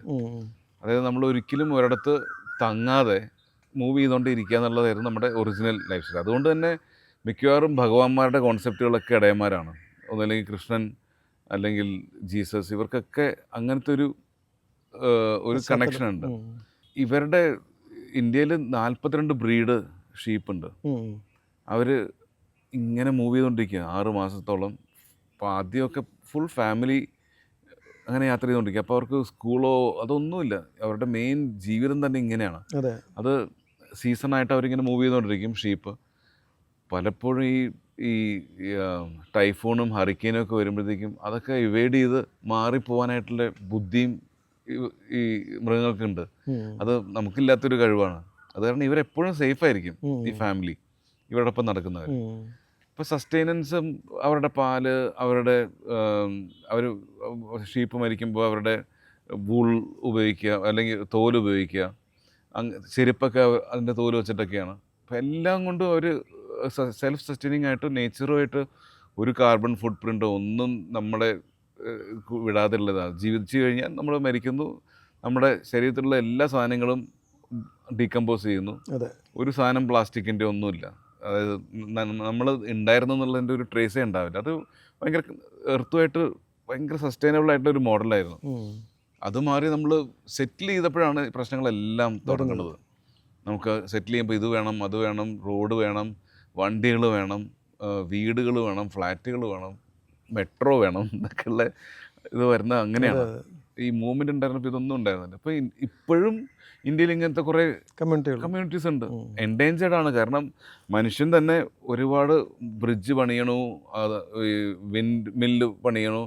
ഇതൊക്കെ ഇവരുടെ അനിമൽസിൻ്റെ മൂവ്മെൻറ്റിനെ ബാധിക്കുന്നതാണ്. മൊബൈൽ ടവർ വയ്ക്കുന്നു. അപ്പോൾ ഇവർ എൻഡേഞ്ചേർഡ് ആയിട്ടുള്ളൊരു കമ്മ്യൂണിറ്റിയാണ്. അവരുടെ കുട്ടികൾക്കും ഇതിലേക്ക് പോകാനായിട്ട് യാതൊരു താല്പര്യമില്ല. എന്നാൽ ഏറ്റവും സസ്റ്റൈനബിൾ ആയിട്ടുള്ളൊരു ലിവിങ് സ്റ്റൈലാണ്. വുൾ എക്കണോമി ഇന്ത്യയിൽ വല്ലാതെ ഇഗ്നോർ ചെയ്തിരുന്ന സംഭവമാണ്. ഇന്ത്യ ഒരു 45 മില്യൺ ടണ്ണൊക്കെ വുൾ പ്രൊഡ്യൂസ് ചെയ്യുന്നുണ്ട്. അതിൽ 85% നമ്മൾ കളയാണ്. 35 മില്യൺ ടണ്ണ് നമ്മൾ ഡിസ്പോസ് ചെയ്യാണ്. അത് നമ്മൾ കത്തിക്കുകയാണ്. ഈ ഇടയന്മാർക്കൊന്നും വിൽക്കാനായിട്ട് ആർക്കും വേണ്ട. കാരണം കോഴ്സ് വൂളാണ്. പണ്ട് ഇന്ത്യൻ ആർമിയൊക്കെ ഉപയോഗിച്ചിരുന്നു ബ്ലാങ്കറ്റ്. ട്രെയിനിലും ആളുകൾക്ക് ബ്ലാങ്കറ്റ് കൊടുക്കാറുണ്ട്. അതിലൊക്കെ ഉപയോഗിക്കാറുണ്ടായിരുന്നു. പിന്നീട് അതെല്ലാം അക്രിലിക്കായിട്ട് മാറി. അക്രിലിക് ഉപയോഗിച്ച് തുടങ്ങി. ഇപ്പോൾ അതിലൊന്നും ശരിക്കുള്ള വൂളില്ല. അക്രിലിക് കുറേയും കൂടി എളുപ്പമാണ് കഴുകാനും, ഭാരവും കുറവാണ്. അപ്പോൾ എന്നിട്ടും നമ്മൾ ഇത്രയും ഡിസ്പോസ് ചെയ്തിട്ട് നമ്മൾ 85 മില്യൺ ടൺ വൂള് നമ്മൾ ഇമ്പോർട്ട് ചെയ്യാണ്. ഇന്ത്യ ഏറ്റവും വലിയ വൂൾ പ്രൊഡ്യൂസറുമാണ് വേൾഡിൽ. ഏറ്റവും നമ്പർ 1 വൂൾ ഇമ്പോർട്ടറും കൂടിയാണ്. അതൊരു പാരഡോക്സ് ആണത്. അതിൻ്റെ സബ്ജക്റ്റിനെ പറ്റിയിട്ടാണ് ഈ പടം ചെയ്തത്. അതായത് ഇടയന്മാരിൽ വരെ ഈ മെസ്സേജ് എത്തിക്കുക എന്നുള്ള ഒരു ഉദ്ദേശമായിരുന്നു. പടം നമ്മൾ ചെയ്തത് മുഴുവനും ഡെക്കൻ ഷീപ്പിൻ്റെ വൂള് വെച്ചിട്ടാണ്. ആ ഒരു ഷീപ്പാണ് ഇപ്പോഴും ക്രോസ് ബ്രീഡ് ചെയ്യാതെ പ്യുവറായിട്ട് നടക്കുന്നത്. കാരണം ഇവരുടെ ഒപ്പം നമ്മൾ നടന്നപ്പോഴാണ് മനസ്സിലാവുന്നത് അവർ കഴിക്കുന്ന ഒരു 29 ഈ പച്ചമരുന്നുകൾ ആണ് അവർ കഴിക്കണേ. അത് മാത്രമേ അവർ സെലക്ട് ചെയ്തേ കഴിക്കുള്ളൂ. ക്രോസ് ബ്രീഡ് ആകുമ്പോഴത്തേക്കും അവർ മിൽക്ക് പ്രൊഡ്യൂസിന് വേണ്ടി കറുത്ത ആട്, ഈ ബ്ലാക്ക് ഷീപ്പ് എന്ന് പറഞ്ഞാൽ പുറത്തൊന്നും ഇല്ലാത്ത ഒരു സാധനം. ബ്ലാക്ക് ഷീപ്പ് എന്ന് വിളിക്കുന്നത് തന്നെ വ്യത്യസ്തമായിട്ടുള്ളൊരു ചിന്താഗതിയുള്ള ആളുകളെ ബ്ലാക്ക് ഷീപ്പ് എന്ന് വിളിക്കും. നമ്മുടെ നാട്ടിൽ ബ്ലാക്ക് ഷീപ്പ് ഉണ്ട്, ഡെക്കനി ഷീപ്പ് ബ്ലാക്ക് ഷീപ്പാണ്. അപ്പം അത് കഴിക്കുന്നത്, അപ്പോൾ അതിൻ്റെ പാലും അത് ഫീൽഡിലൊക്കെ ഗ്രേസ് ചെയ്യുമ്പോൾ ഈ പുല്ല് തിന്നാനായിട്ട് ഒരു ഹാർവെസ്റ്റ് കഴിയുമ്പോഴത്തെ ഒരു പാടത്തിലേക്ക് ഇടുമ്പോഴത്തേക്ക് അവരുടെ മൂത്രവും മലമൊക്കെ അതിൽ മിക്സ് ചെയ്ത് കഴിഞ്ഞാൽ അത് ഏറ്റവും ഫലഭൂയിഷ്ടമായിട്ടുള്ളൊരു സോയിലായിട്ട് മാറും. അപ്പോൾ അവിടുത്തെ ഇപ്പോൾ ഇപ്പോഴും ഫാർമേഴ്സ് ഇവരെ ഇൻവൈറ്റ് ചെയ്യണം. ഈ കൃഷിക്കാരൊക്കെ അവരെ വിളിക്കുന്നു, ഈ വഴിക്ക് വരൂ, ഞങ്ങളുടെ ഫീൽഡും ഒരാഴ്ച നിൽക്കൂ. അപ്പോൾ അത് 2.5 കൊല്ലത്തോളം അവരുടെ ഫീൽഡ് ഒക്കെ കൃഷിഭൂമി ഫലഭൂയിഷ്ടമായിട്ട് കിടക്കും. അങ്ങനെയൊക്കെ ഒരുപാട് കണക്ഷൻസ് ആളുകൾ അങ്ങനെ. ഏത് ഭാഗത്താണ്? തെലങ്കാനയിലും ഉണ്ടായിരുന്നു. Telangana, south Maharashtra, north Karnataka.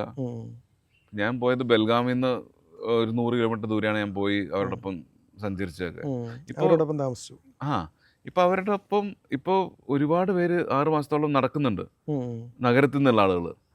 കാരണം അവർ ചിലവർ അസുഖമുള്ളവർ ഹീൽ ചെയ്യാൻ വേണ്ടിയിട്ട്. ബാലുമാമ എന്ന് പറഞ്ഞൊരു ഷെപ്പേഡ് ഇപ്പോൾ ആളുകൾ ഒരു ഭഗവാന്മാർ കാണുന്നൊരു ഷെപ്പേഡാണ്. അങ്ങനെയാണ് ഇതിനെ ഒരു 17 ഷീപ്പിൽ നിന്ന് ഇപ്പോൾ 50,000 60,000 ഷീപ്പുണ്ട് ഇപ്പോൾ അതിലേക്ക് എത്തിച്ചത്. അപ്പം അങ്ങേര് ഇതിൻ്റെ മൂല്യം മനസ്സിലാക്കി അന്നത്തെ കാലത്ത് തുടങ്ങിയതാണ്. ഇതിപ്പോൾ അവരുടെ ട്രസ്റ്റും അമ്പലമൊക്കെ ഉണ്ട്. അവർ ഭയങ്കര ഭക്തിയോടുകൂടി നടത്തുന്നൊരു സംഭവമാണിത്. അപ്പോൾ ഒരുപാട് പേര് അന്ന് ഞാൻ പോയപ്പോഴത്തേക്കും കുറച്ച് പേര് കണ്ണ് കാണാത്തവരും പല അസുഖങ്ങളുള്ളവരൊക്കെ ഇതിനൊപ്പം യാത്ര ചെയ്യുകയാണ്. ഇതിൻ്റെ പാല് കിട്ടും. പിന്നെ ഗ്രാമങ്ങളിൽ പോകുമ്പോൾ ഓർഗാനിക്കായിട്ട് ഉണ്ടാക്കുന്ന ഭക്ഷണമാണ് അവർ ഉണ്ടാക്കുന്ന. അരി, ഈ ധാന്യങ്ങളും പച്ചക്കറികളും ഒക്കെ ഇതിൻ്റെ ഫലഭൂയിഷ്ടമായിട്ടുള്ള ഒരു ഭൂമിയിൽ നിന്ന് ഉണ്ടാകുന്നതാണ്. അതൊക്കെ കഴിക്കണം. ഫുൾ ടൈം സൺലൈറ്റ്, മഴ, കാറ്റ്, ഫ്രഷ് എയർ, ഇതൊക്കെ നോക്കിയാണ് ഈ ഷീപ്പ് നടന്നു പോകുന്നത്. അപ്പം അതിൻ്റെ ഒപ്പം പോകുമ്പോഴത്തേക്കും നമ്മുടെ ജീവിതവും വളരെ ക്ലിയർ ആയിട്ട് കുറേ പേരൊക്കെ ഹീൽ ചെയ്യുന്നു. 6 മാസം നടന്നു കഴിയുമ്പോഴത്തേക്ക് ആളുടെ അസുഖമൊക്കെ മാറണം. അങ്ങനെയൊക്കെ മിറാക്കിൾസ് ഒക്കെ ഒരുപാടുണ്ട്. അപ്പോൾ അതൊക്കെ അട്രിബ്യൂട്ട് ചെയ്യുന്ന ബാലുമാമയിലേക്കാണ്. പക്ഷേ ഈ ലൈഫ് നമുക്ക് നഷ്ടപ്പെട്ടൊരു സംഭവമാണ്. അപ്പോൾ അതൊക്കെ ഒന്ന് ആളുകളെ ഒന്ന് സെൻസിറ്റൈസ് ചെയ്യണമെന്ന് പറഞ്ഞ് ചെയ്തൊരു പടമാണ്. മുഴുവൻ ചെയ്തേക്കണ ബോൾഡ് വെച്ചിട്ട്.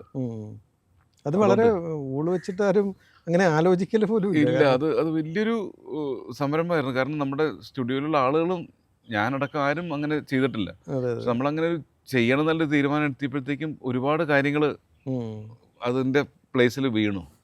അതിൻ്റെ ഫണ്ടിങ്ങിനും ഈ സെൻറ്റർ ഫോർ പാസ്റ്റൽസിൻ്റെ കയ്യിൽ ഉണ്ടായിരുന്നില്ല.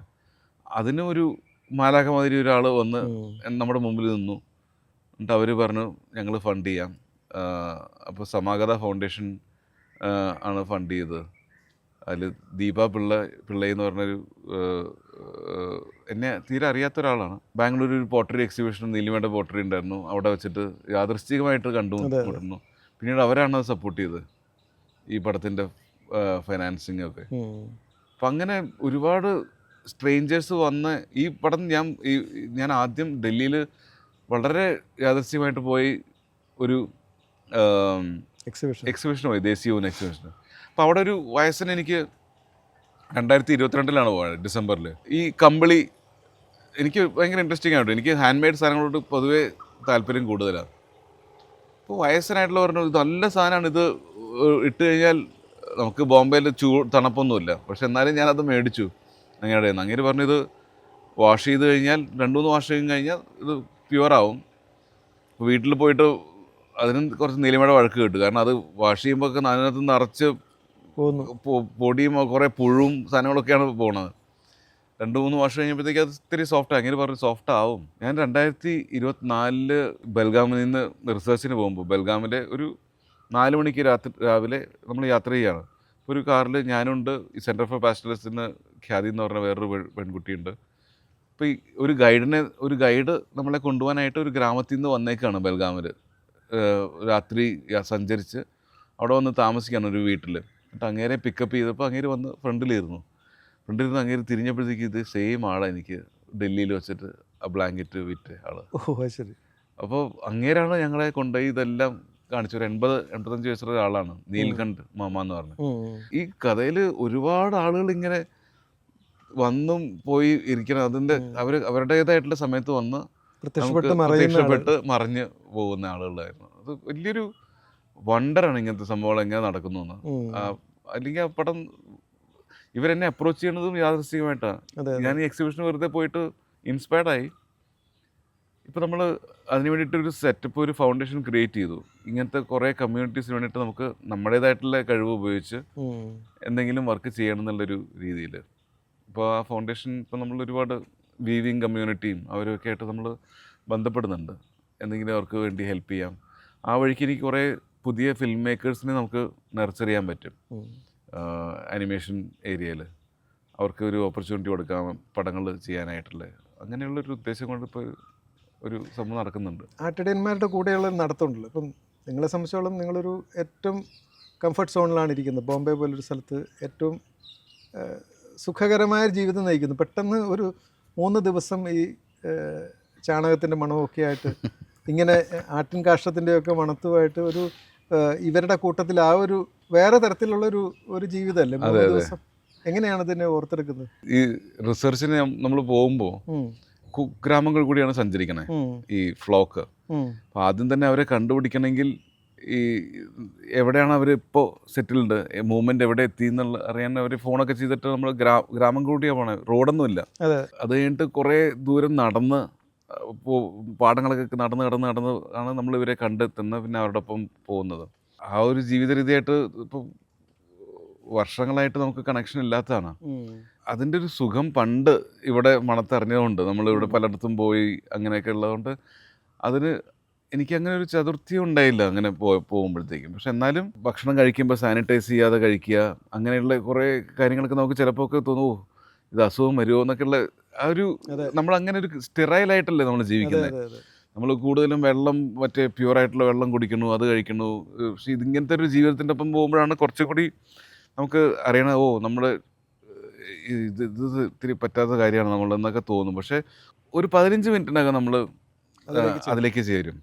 അപ്പം അങ്ങനെയാണ് എനിക്ക് അത് അഡ്ജസ്റ്റ് ചെയ്യാൻ യാതൊരു പ്രശ്നം ഉണ്ടായില്ല. ഞാനതിന് എനിക്ക് ഇങ്ങനത്തെ സാധനം വേണമെന്നോ അങ്ങനെ ഒരു ഇൻസിസ്റ്റ് ചെയ്തേയില്ല. ഞാൻ അവരുടെ ഒപ്പം തന്നെ നടന്ന് തുടങ്ങി. അവരുടെ ഒപ്പം തന്നെ ഇരുന്ന് ഭക്ഷണം കഴിച്ചു. പാളയിൽ തന്നെ ഇരുന്ന് കൈ കൊണ്ട് കഴിക്കണം. നമുക്ക് ഇപ്പോൾ ഇതിൽ കയ്യിൽ എന്തെങ്കിലും വൃത്തികേടുണ്ടാവുമോ എന്നൊക്കെയുള്ള പേടിയും അതൊക്കെ.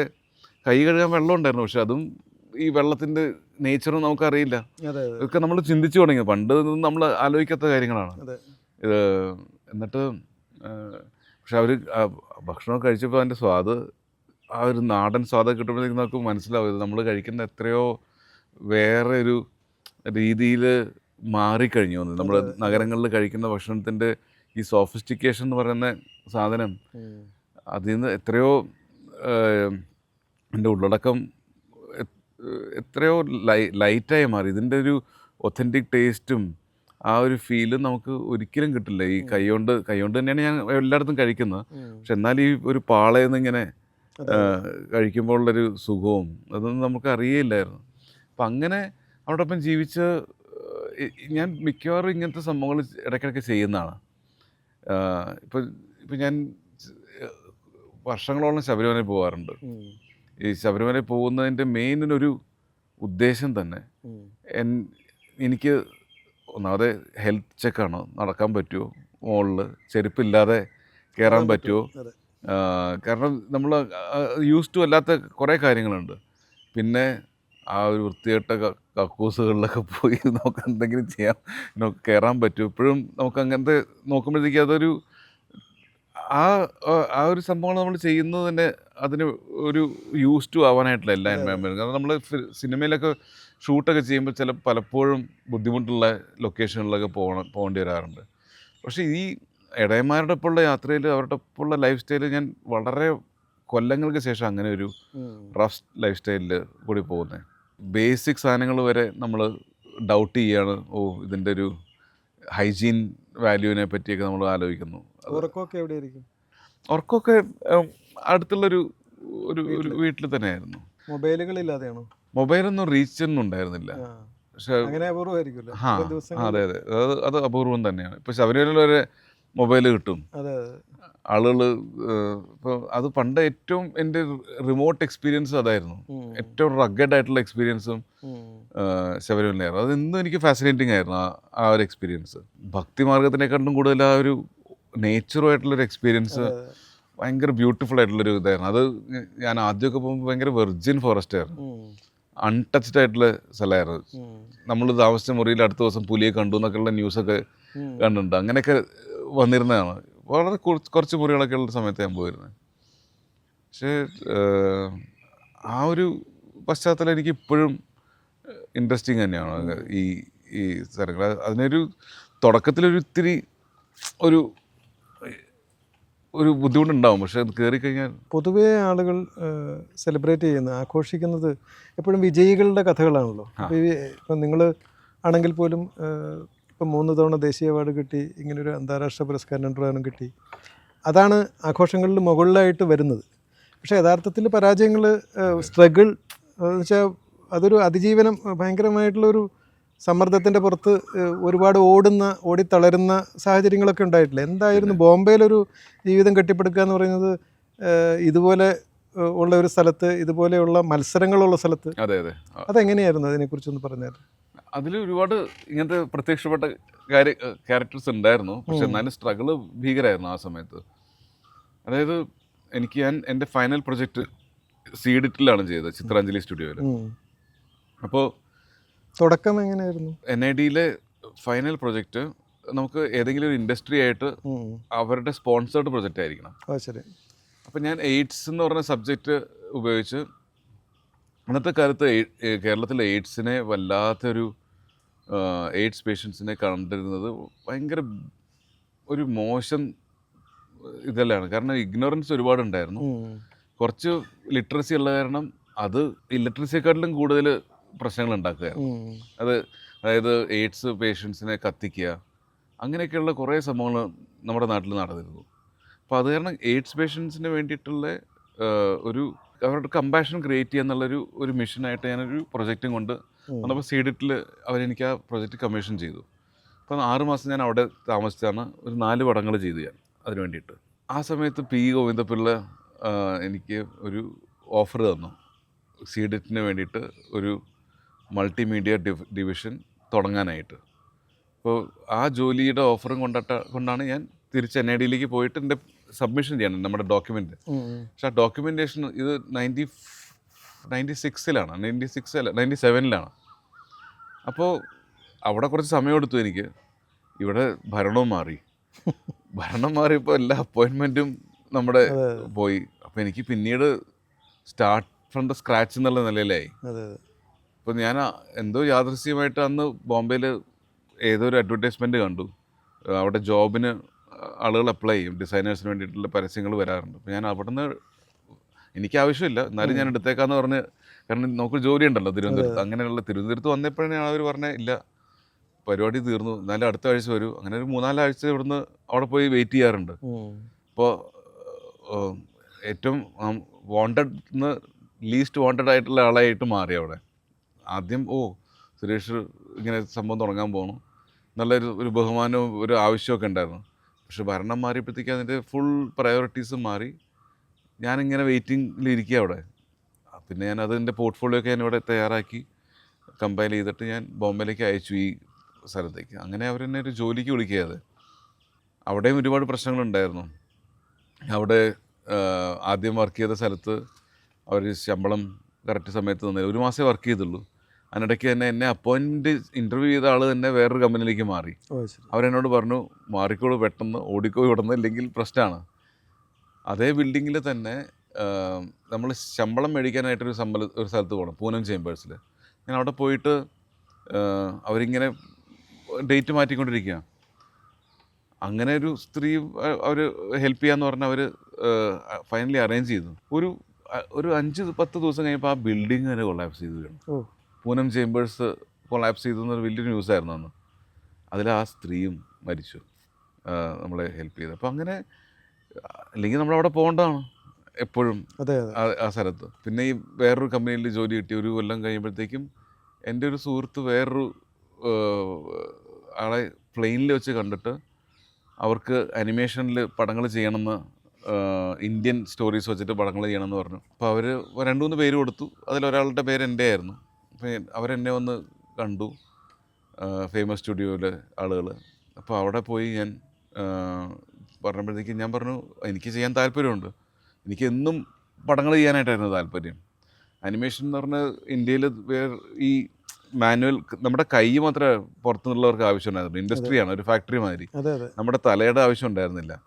അപ്പോൾ അങ്ങനത്തെ ഒരു ഇൻഡസ്ട്രി ആയിരുന്നു അനിമേഷൻ. ഇപ്പോഴും 90% അനിമേഷൻ, ഇന്ത്യൻ അനിമേഷൻ കൊണ്ട് ഈ ഔട്ട്സോഴ്സ് ചെയ്യുന്നതാണ്. നമ്മുടെ കൈ മാത്രം മതി, അവർ പറയും എന്താണ് ചെയ്യേണ്ടത് അത് ചെയ്തു കൊടുക്കുക എന്നുള്ളത്. അല്ലാതെ ഇപ്പോഴും അനിമേഷൻ പല ഭൂഖണ്ഡങ്ങളിൽ പല രാജ്യങ്ങളിൽ വെച്ച് പിന്നെ അവസാന അസംബ്ലി അങ്ങനെയല്ലേ? അതെ, ഇപ്പോഴും ഇവിടെ നിന്നാണ് കൂടുതൽ ആളുകൾ ചെയ്യുന്നത്. ഈ ചെയ്തു കൊടുക്കുന്ന കാര്യങ്ങൾ ഇവിടെയാണ്. കാരണം ഇംഗ്ലീഷിൻ്റെ ഒരു അഡ്വാൻറ്റേജ് ഉള്ള കാരണം, നമ്മുടെ ഇവിടെ ഇംഗ്ലീഷ് പറയുന്ന കാരണം ചൈനയെക്കാട്ടിലും കൂടുതൽ പ്രിഫർ ചെയ്യണ ഇന്ത്യയിലെ ആളുകളെയാണ്. സ്കില്ലുണ്ട്, പക്ഷേ അവർക്ക് സിനിമ ഉണ്ടാക്കാനോ അങ്ങനെ ഒരു ഭാവനയോ അവർക്ക് അതിൽ ഇൻട്രസ്റ്റും ഇല്ല ഇവിടുത്തെ അനിമേഷൻ കക്ഷികൾക്ക്.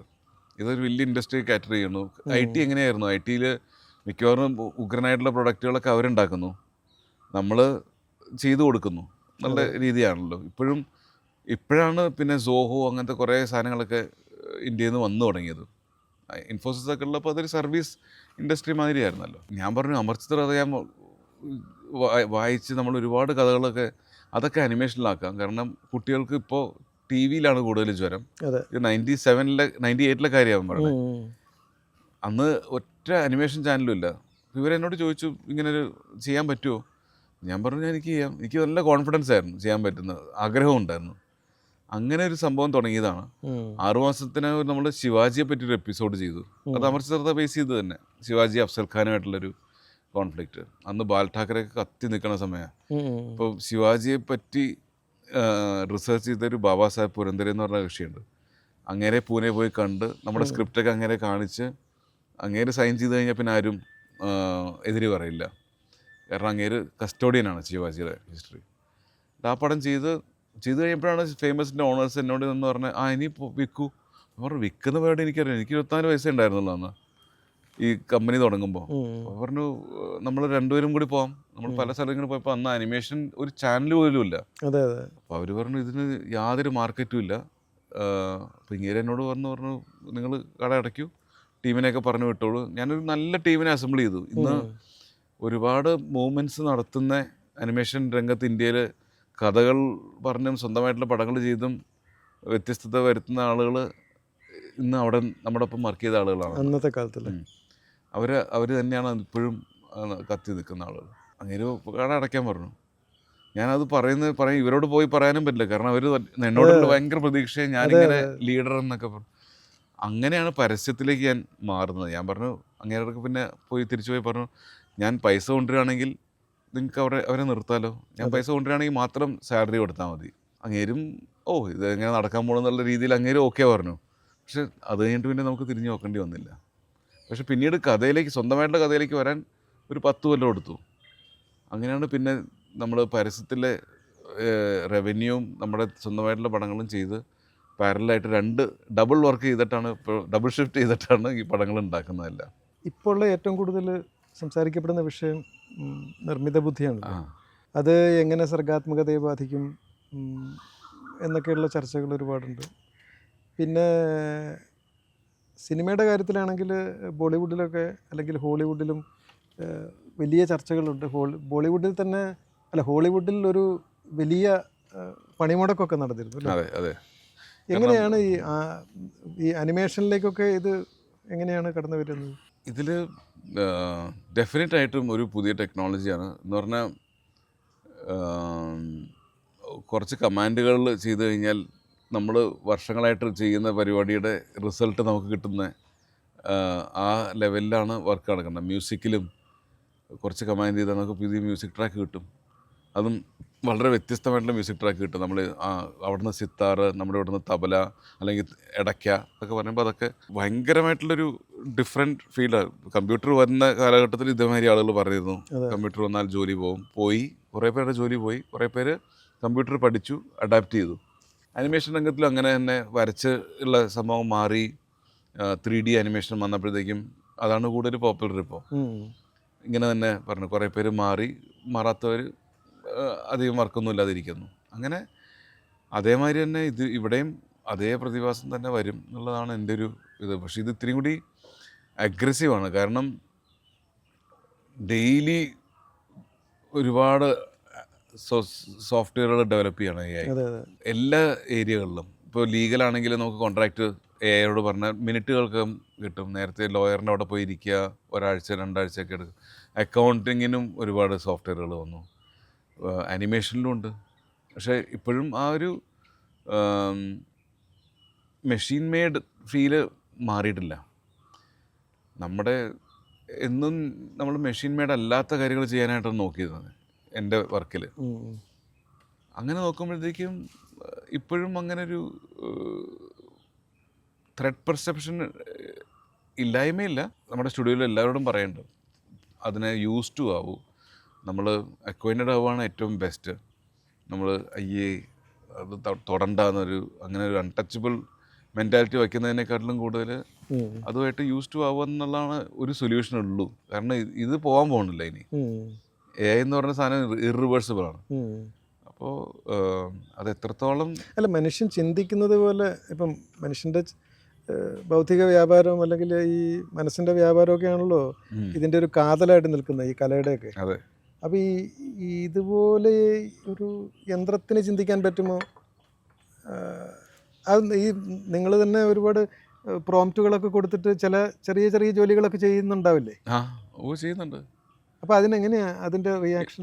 അത് വളരെ ഹെൽപ്ഫുള്ളാണ്. എന്ന് പറഞ്ഞാൽ നമുക്ക് ചില സമയങ്ങളിൽ ഒരാളുടെ സമയം ചോദിച്ച് ബൗൺസിങ് പാഡ് ഒരാൾ ബൗൺസ് ചെയ്യണമെങ്കിലും നമുക്ക് സമയം ഒരുപാട് എടുക്കും. പിന്നെ അവർ വായിക്കുക, നമ്മൾ എഴുതിയ സാധനം വായിക്കുക, എന്നിട്ട് അതൊന്ന് റിവ്യൂ ചെയ്ത് പറയുക, ഇതിനൊക്കെ ഒരുപാട് സമയമുണ്ട്. ഇതെനിക്കൊരു കമ്പാനിയനാണ്. ഇങ്ങനെ ഒരു കാര്യങ്ങൾ ചോദിക്കണമെങ്കിൽ ഇതെങ്ങനെ ഉണ്ടാവും ഈ ഐഡിയ എന്നൊക്കെ ചോദിക്കണമെങ്കിൽ നമ്മളൊന്ന് പറഞ്ഞു കഴിഞ്ഞാൽ അല്ലെങ്കിൽ ടൈപ്പ് ചെയ്ത് കൊടുത്താൽ സംഭവത്തിൻ്റെ ഉത്തരങ്ങൾ കിട്ടുകയാണ്. അതിൻ്റെ വേറെ വശങ്ങൾ നമുക്കറിയാൻ പറ്റും. പൊട്ടൻഷ്യൽ, ചില സ്ട്രാറ്റജീസ് നമുക്ക് കിട്ടുന്നു. ഉം. അപ്പോൾ എനിക്കിതൊരു ഡിസഡ്വാൻറ്റേജ് ആയിട്ട് തോന്നിയിട്ടില്ല. ഒരു വിശ്വസ്തനായ പണിക്കാരനാണ്. അതെ, അത് നമ്മൾ അതിൻ്റെ ഒരു പഠിപ്പിക്കുന്ന പോലെ ഇരിക്കും, പഠിപ്പിക്കുന്ന പോലെ ഇരിക്കും. പ്രോംപ്റ്റുകൾ പോലെ. അതെ, പ്രോംപ്റ്റുകൾ പോലെ ഇരിക്കും. പിന്നെ നമ്മളെ ചിന്തയും നമ്മൾ അതിനെ പഠിപ്പിക്കണം. ഈ നമ്മുടെ ഒപ്പം നിർത്തുമ്പോൾ നമ്മൾ നമ്മുടെ ഫോണിലെ AI അല്ലെങ്കിൽ നമ്മുടെ കമ്പ്യൂട്ടറിലെ AI മാത്രമല്ല ട്രെയിൻ ചെയ്യണേ, വേൾഡ് വൈഡ് AI നമ്മൾ ട്രെയിൻ ചെയ്യാം നമ്മുടെ ബുദ്ധി വെച്ചിട്ട്. ആ ബുദ്ധി കോമൺ സോഴ്സായി മാറുകയാണ് ചെയ്യണേ. അപ്പം നമുക്ക് കൂടുതൽ അൺകോമൺ ആയിട്ടുള്ള കാര്യങ്ങൾ ചിന്തിക്കണമെങ്കിൽ നമ്മൾ നമ്മുടെ മനസ്സിനെ പ്രാക്ടീസ് ചെയ്യിക്കണം. ഇല്ലെങ്കിൽ നമ്മൾ അടിമപ്പെട്ടു പോകും ഈ ഇതിൻ്റെ ബ്രൈറ്റ് ഐഡിയാസ്. അതെപ്പോഴും കോമൺ ആയിട്ടുള്ളൊരു സാധനം, വേറെ ആൾക്ക് കിട്ടുന്നൊരു സാധനം തന്നെയാണ് നമ്മൾ ഉപയോഗിക്കുന്നത്. ആ ഒരു പ്രതിസന്ധി ഉണ്ട് ഇതിൽ. നമ്മുടെ ബുദ്ധിയും ബോധവും തുരുമ്പ് പിടിച്ചു പോകാനായിട്ടുള്ള ചാൻസുകളുണ്ട്. അതാണ് ഏറ്റവും വലിയ ഡേഞ്ചർ. കംഫർട്ട് വരുമ്പോഴുള്ള നമ്മൾ ഇപ്പോൾ വേൾഡ് വാറുകൾ യൂറോപ്പിൽ നടക്കുമ്പോഴാണ്, യുദ്ധങ്ങൾ നടക്കുമ്പോഴാണ് യൂറോപ്പിലെ ഏറ്റവും അധികം ഇൻവെൻഷൻസും ഇന്നോവേഷൻസും ഉണ്ടായത്. കഴിഞ്ഞ 80 കൊല്ലം യുദ്ധമില്ലാത്ത സമയമാണ് അവരുടെ ഇൻവെൻറ്റീവ്നെസ് വളരെ ഡൗൺ ആയിട്ടുള്ള സമയം. കാരണം അവർക്ക് സ്ട്രെസ് ഇല്ല, തല ഉപയോഗിക്കേണ്ട അങ്ങനത്തെ ഒരു ആവശ്യങ്ങളില്ല, പ്രോസ്പെറിറ്റി എല്ലാവർക്കും കിട്ടി, ന്യൂ ജനറേഷന് സ്ട്രെസ് ഇല്ല. അപ്പോൾ അതുകൊണ്ട് അവർക്ക് ഇന്നോവേഷൻസിൻ്റെയും ആ ഏരിയയിൽ, മെഡിക്കൽ ഏരിയയിലാണെങ്കിൽ എല്ലായിടത്തും അത്രയും ഒരു ചാലഞ്ചിങ് ആയിട്ടുള്ള സംഭവം നടത്തുന്നില്ല. ഒരു അത്യാസന്ന നിലയിലാണ് അന്നത്തെ കാലത്ത് ആളുകൾ കാര്യങ്ങൾ കണ്ടുപിടിച്ചിരുന്നത്. ഇപ്പോൾ കുറച്ചും കൂടി പെയ്ഡും നർച്ചേഡുമാണ്, അതിൻ്റേതായിട്ടുള്ള സമയങ്ങൾ എടുക്കുന്നേ ഉള്ളൂ. അനിമേഷൻ്റെ അകത്ത് ആർട്ടിഫിഷ്യൽ ഇൻ്റലിജൻസ് ഉപയോഗിച്ച് പൂർണ്ണമായിട്ടും അനിമേഷനുകൾ വന്നു തുടങ്ങി. പൂർണ്ണമായിട്ടും. അത് വിശദമായിട്ട് പറയണ ഒരാൾ തീരുമാനിച്ചാൽ മതി. ഒരാൾ പ്രോംപ്റ്റ് ചെയ്ത് കൊടുത്ത് വരുന്നുണ്ട്. അപ്പം അത് ഒരു 10 കൊല്ലം മുൻപ് എങ്ങനെയായിരുന്നു? എത്ര പേര് പങ്കെടുക്കുന്ന ഒരു പ്രോജക്റ്റ് ആയിരുന്നു? കാരണം ഇത് അത്രയും വാല്യുബിൾ ആയിട്ടൊരു സാധനമായിരുന്നല്ലോ. പണ്ട് ഭയങ്കര എക്സ്പെൻസീവ് ആയിരുന്നു, ആക്സസിബിൾ അല്ലായിരുന്നു ആളുകൾക്ക്. അങ്ങനെയുള്ളൊരു ലെവലിൽ ഇരിക്കുമ്പോഴത്തേക്കും അതിൻ്റെ മൂല്യം ഭയങ്കരമായിരുന്നു. ആളുകളിപ്പോൾ യൂസ് ചെയ്യുന്നതും, കോമൺ ആയിട്ടുള്ള ആളുകൾ യൂസ് ചെയ്യുന്നതും അതിൻ്റെ മൂല്യം അത് ആക്സസിബിളായി പിന്നെയാണ് ആളുകൾ ചന്നം ഭിന്നം യൂസ് ചെയ്യണേ. എല്ലായിടത്തും അനാവശ്യമായിട്ടുള്ള സ്ഥലത്ത് അനിമേഷൻ യൂസ് ചെയ്യുന്നുണ്ട് ഇപ്പോൾ. അല്ല, ഞാൻ ചോദിക്കുന്നത് ഈ മുൻപൊക്കെ ഒരു 10 ലക്ഷം ഒരു സെക്കൻഡിൻ്റെ ഒരു 30 സെക്കൻഡിൻ്റെ പണം ചെയ്യണമെങ്കിൽ ഒരു 20 പേര് 30 പേരോ എത്ര കാലം, ഒരു 1.5 മാസം 2 മാസത്തോളം വർക്ക് ചെയ്യണം 30 സെക്കൻഡ് ഉണ്ടാക്കണമെങ്കിൽ. എത്ര രൂപ വേണ്ടി വരും ആ കാലത്ത്? പറഞ്ഞൊരു അത് ഇടക്കാലത്ത് വെച്ചാൽ അത് പകുതിയായി. പക്ഷെ എന്നാലും ടെക്നോളജിയൊക്കെ വന്നപ്പോഴത്തേക്കും, അന്നത്തെ കാലത്ത് എന്ന് പറയുമ്പോഴത്തേക്ക് ഞാൻ പറഞ്ഞ ഒരു മാസം 97-98 ഒരു സെക്കൻഡിന് 15,000 മുതൽ 20,000 രൂപ വരെ ഉണ്ടായിരുന്നു. ഞാൻ പറഞ്ഞ 97-98 കാലത്ത്. ഇപ്പം ലക്ഷങ്ങളായിരിക്കും ഒരു സെക്കൻഡിന്. പക്ഷെ അത് കുറഞ്ഞു. പക്ഷേ ചില ക്രാഫ്റ്റ് ഇപ്പോഴും, ഇപ്പം നമ്മൾ വൂളുകൊണ്ട് പടം ഉണ്ടാക്കുമ്പോഴത്തേക്കും അതിന് വേറെ നിവൃത്തിയൊന്നുമില്ല. അത് ഏയ്ക്ക് പറ്റില്ല. അത് ഏയ്ക്ക് ഇപ്പോഴും പറ്റില്ല. അപ്പം അങ്ങനെ ഒരു കാറ്റഗറി ഇന്നും നിലനിൽക്കും. ഇപ്പോൾ ഫാക്ടറി മില്ലിൽ നിന്ന് നമ്മൾ തുണികളൊക്കെ ഉണ്ടാക്കി തുടങ്ങി. പക്ഷേ ഹാൻഡ് മെയ്ഡിൻ്റെ മൂല്യം ഇപ്പോഴും കൂടിയല്ല നിൽക്കുന്നത്. അപ്പം അങ്ങനെയുള്ളൊരു ഒന്നില്ലെങ്കിൽ മാസമായിട്ട് ഉണ്ടാക്കി സ്കെയിൽ ചെയ്യാം, അല്ലെങ്കിൽ നമ്മൾ യുണീക്കായിട്ട് സ്പെഷ്യലൈസ്ഡ് ആയിട്ട് നിന്ന് നമുക്ക് സർവൈവ് ചെയ്യാൻ പറ്റുന്നുള്ളതാണ്. പക്ഷെ എക്സലൻസിനെ സർവൈവലുള്ളൂ. അത് മാറി. മീഡിയോക്രിറ്റി എല്ലാവർക്കും ആക്സസിബിളായി. അതായത് മീഡിയം ലെവലുള്ള സാധനങ്ങളൊക്കെ എല്ലാവരും ചെയ്യാൻ പറ്റും. അതൊരു ഇൻഡിവിജ്വലിന് ചെയ്യാൻ പറ്റും. ഇപ്പോൾ അതാണ് ഏറ്റവും വലിയ വ്യത്യാസം. ഇപ്പോഴത്തെ നിലയിൽ നോക്കുന്ന സമയത്ത് നിങ്ങൾ ഈ ആദ്യത്തെ കാലം കുറേ പറഞ്ഞു, പിന്നീട് ഇപ്പോഴത്തെ ഒരു അവസ്ഥയിൽ ഒരുപാട് രാജ്യങ്ങളിൽ സഞ്ചരിക്കുകയും പലതരത്തിലുള്ള ഫെസ്റ്റിവലുകളിൽ ജൂറിയായിട്ടും അല്ലാതെ പാർട്ടിസിപ്പേറ്റ് ചെയ്യാനും ഒക്കെ പോവുകയൊക്കെ ചെയ്തിട്ടുണ്ട്. അതിനെക്കുറിച്ചൊക്കെ ഒന്ന് പറയാമോ? അതിൻ്റെ ഒരു വേൾഡ് വൈഡ് എങ്ങനെയാണ് ഇതൊക്കെ പ്രവർത്തിക്കുന്നത്? ഈ അനിമേഷൻ രംഗം എന്നുള്ളത് മനുഷ്യന് നമുക്കും പൊതുവെ അത്ര ധാരണയിൽ കുറഞ്ഞ ഒരു ഏരിയ ആയതുകൊണ്ടാണ്. ഇൻ്റർനാഷണൽ ലെവലിൽ ആ എക്സ്പോഷർ വലിയൊരു വാല്യൂ തന്നെയാണ്. കാരണം ഞാൻ എല്ലാ കൊല്ലവും ആനസി ഫെസ്റ്റിവലിൽ പോയി പടങ്ങൾ കാണാമെന്ന് പറഞ്ഞാൽ 10,000-10,000 ആളുകൾ ഫുൾ വേൾഡിൽ നിന്നും അതായത് 100 ചില്ലാനം രാജ്യങ്ങളിൽ നിന്നുള്ള പടങ്ങൾ ഉണ്ട്, ആളുകളുമുണ്ട്. അതൊക്കെ അനിമേഷൻ എന്ന് പറഞ്ഞ സംഭവം കാണാനായിട്ട് വരുന്ന ഇതുമാതിരി ഒരു വലിയൊരു ഫെസ്റ്റിവൽ വേൾഡിലില്ല ആ ലെവലിൽ. അപ്പോൾ അവിടെ കാണുന്ന പടങ്ങൾ ഭയങ്കരമായിട്ട് ക്യൂറേറ്റഡ് ആണ്. സെലക്ട് ചെയ്യുന്ന പടങ്ങൾ തന്നെ ഇപ്പോൾ കഴിഞ്ഞ കൊല്ലം തന്നെ ദേശീയവും നമുക്ക് ഈ കൊല്ലം നമ്മൾ ജയിച്ചപ്പോൾ ഇന്ത്യയിൽ നിന്ന് ആകെ എത്ര 3000 പടങ്ങളിൽ നിന്ന് വേൾഡ് വൈഡിൽ നിന്ന് എടുത്ത പടങ്ങളിൽ നിന്ന് ആകെ ഒരു പടം സെലക്ട് ചെയ്തത് നമ്മുടെയാണ്. അത് വളരെ 100 പടമൊക്കെ അവർ സെലക്ട് ചെയ്യുള്ളൂ 3000-4000 പടങ്ങളിൽ നിന്ന്. അതിൽ നമ്മുടെ പടം മാത്രമേ ഒരെണ്ണം ഉണ്ടായിരുന്നുള്ളൂ. അപ്പോൾ ബാക്കിയുള്ളവരുടെ പടങ്ങളുടെ ഒരു ഇൻറ്റൻസിറ്റി വേറൊരു ലെവൽ തന്നെയാണ്. നമ്മളവിടെ ഇന്ന് ഞാനവിടെ പോയാലൊരു കുട്ടിയെ മാതിരി സ്റ്റുഡൻറ്റിനെ മാതിരി രാവിലെ മുതൽ വൈകുന്നേരം വരെ 8 മണിക്കൂറോളം സിനിമ കാണും. കുറേ സിനിമയിൽ നമുക്ക് മനസ്സിലാകാതെ നമ്മൾ ഉറങ്ങിയും പോകും. പക്ഷെ എന്നാലും ആ ഒരു എക്സ്പോഷറാണ് പിന്നെ നമ്മൾ തിരിച്ചു വരുമ്പോഴത്തേക്കും എന്തെങ്കിലും ചെയ്യണം എന്നുള്ളൊരു ഊർജവും ഒരു എന്തൂസിയാസവും ഒക്കെ കൊണ്ട് വരണേ. അത് ഞാൻ ഈ ഫെസ്റ്റിവലിലൊക്കെ പോകുമ്പോൾ ജൂറി ആയിട്ട് പോകുമ്പോഴും ഞാനൊരു പഠനം എന്നുള്ള ലെവലിലാണ് കാണുന്നത്. നമ്മുടെ ഒരു എക്സ്പേർട്ട് ഒപ്പീനിയൻ ആയിരിക്കും അവർ ചൂസ് ചെയ്യണം. അപ്പോൾ പക്ഷേ അത് വല്ലാതെ കോൺട്രിബ്യൂട്ട് ചെയ്യുന്നുണ്ട് എൻ്റെ ചിന്തയിലും ഒക്കെ. ഇന്ത്യൻ പടങ്ങൾ വളരെ റെയറാണ് ഈ വലിയ വലിയ ഫെസ്റ്റിവലുകൾ ഇപ്പോഴും. പക്ഷേ നമ്മൾ ഇപ്പോൾ കണ്ടു തുടങ്ങി കുറേ യങ് ആയിട്ടുള്ള ആളുകളുടെ പടങ്ങൾ. അതായത് ആളുകൾ ടൈം ഇൻവെസ്റ്റ് ചെയ്ത് തുടങ്ങി ഇന്ത്യയിലും സ്വന്തമായിട്ടുള്ള കഥകൾ പറയാനായിട്ട്, സ്വന്തമായിട്ടുള്ള കഥകൾ അനിമേഷനാക്കി മാറ്റാനായിട്ട്. അപ്പോൾ അതൊരു വലിയ ചേഞ്ചാണത്.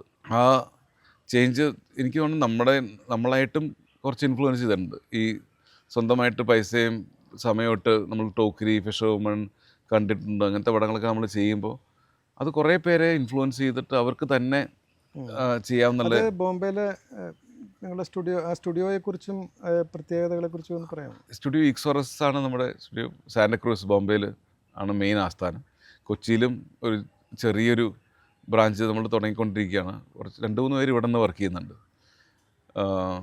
പക്ഷേ നമ്മൾ നേരത്തെ ഒരു വലിയൊരു 60-70 പേരുള്ളൊരു സ്റ്റുഡിയോ ആയിരുന്നു, ഒരുപാട് പ്രൊജക്റ്റുകൾ. പക്ഷെ നമ്മളിപ്പോൾ വളരെ പ്രൊജക്റ്റുകൾ കുറച്ചു, ക്വാളിറ്റി ഉള്ള പ്രൊജക്റ്റുകളാണ് ചെയ്യുന്നത്. നമുക്ക് കൂടുതലും നമ്മുടെ ചിന്താഗതിയും നമ്മുടെ എന്തെങ്കിലും ഒരു പൾസും സ്പന്ദനവും കൊണ്ടുവരാൻ പറ്റുന്ന പടങ്ങൾ മാത്രമേ ഇപ്പോൾ ചെയ്യാറുള്ളൂ. പരസ്യങ്ങളായാലും അങ്ങനെയുള്ള പടങ്ങളെ വരാറുള്ളൂ. അപ്പോൾ നമ്മുടെ ടീം ഒരു 20 പേര് 25 പേരേ ഉള്ളൂ ഇപ്പോൾ. പക്ഷെ എല്ലാവരും ഒരു ഡയറക്ടർ മാതിരത്തെ ആളുകളാണ്.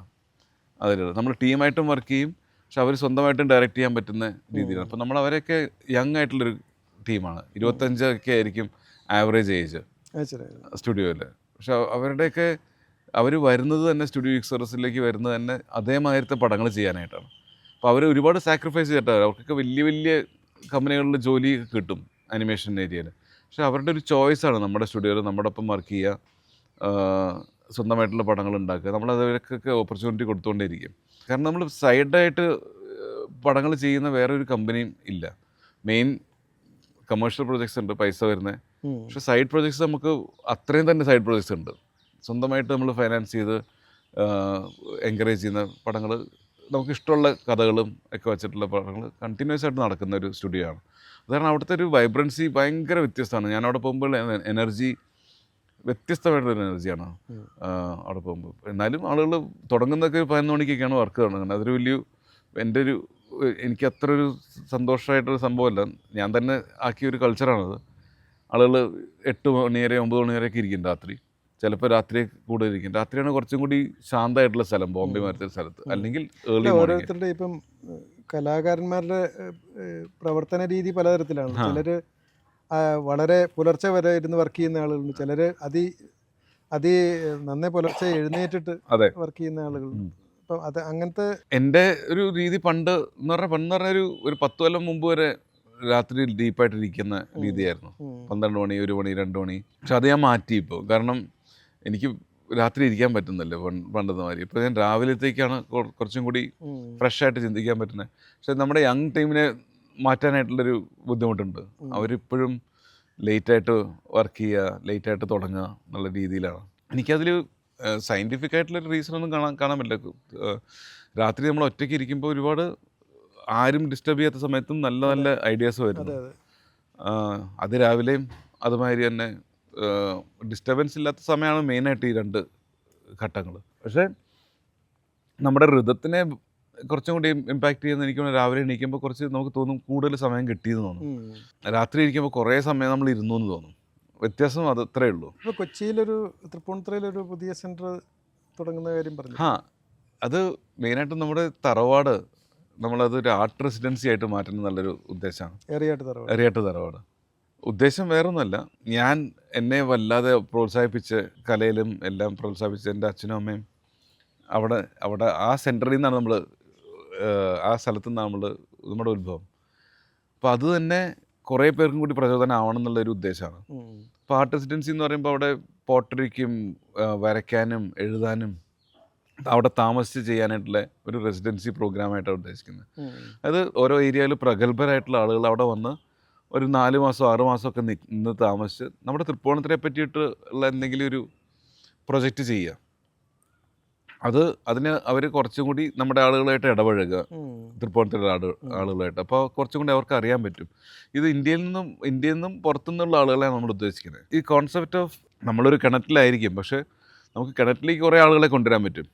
ഇപ്പോൾ we can bring the outside inside എന്ന് പറഞ്ഞൊരു കോൺസെപ്റ്റ് ഉണ്ട്.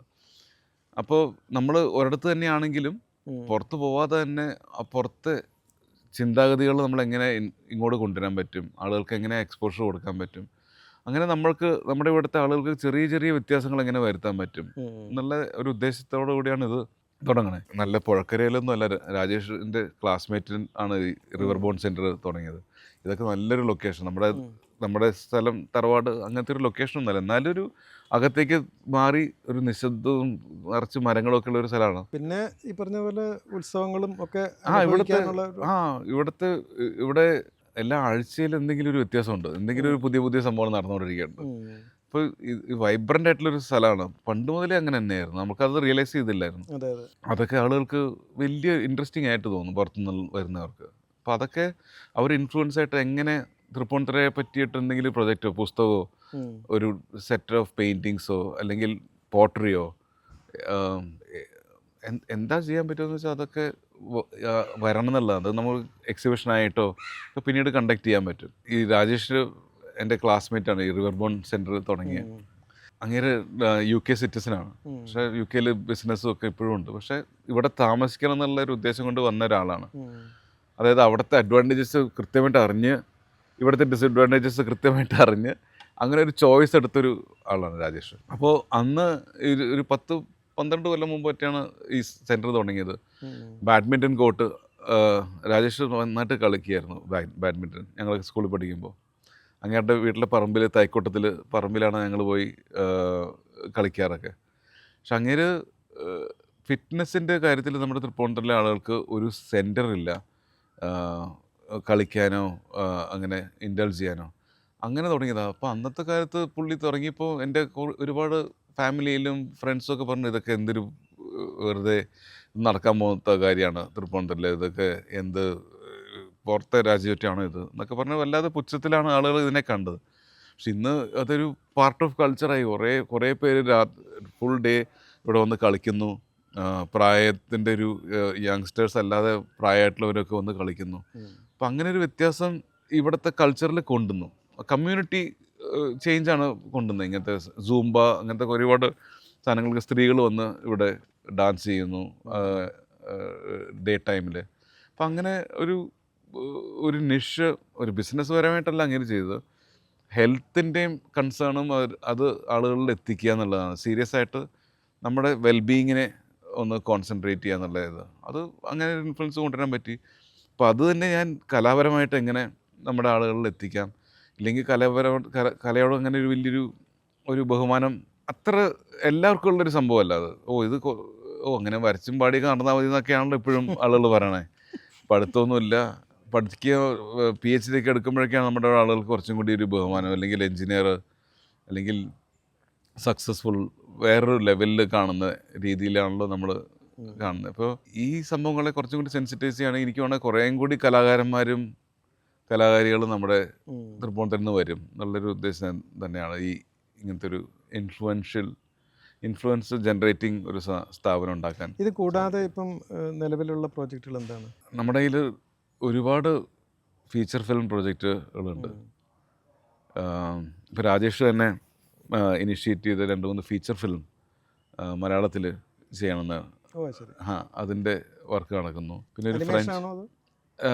ലൈവ് ആക്ഷനും അനിമേഷനും കൂടിയുള്ളൊരു വരുന്നൊരു ഇതാണ്.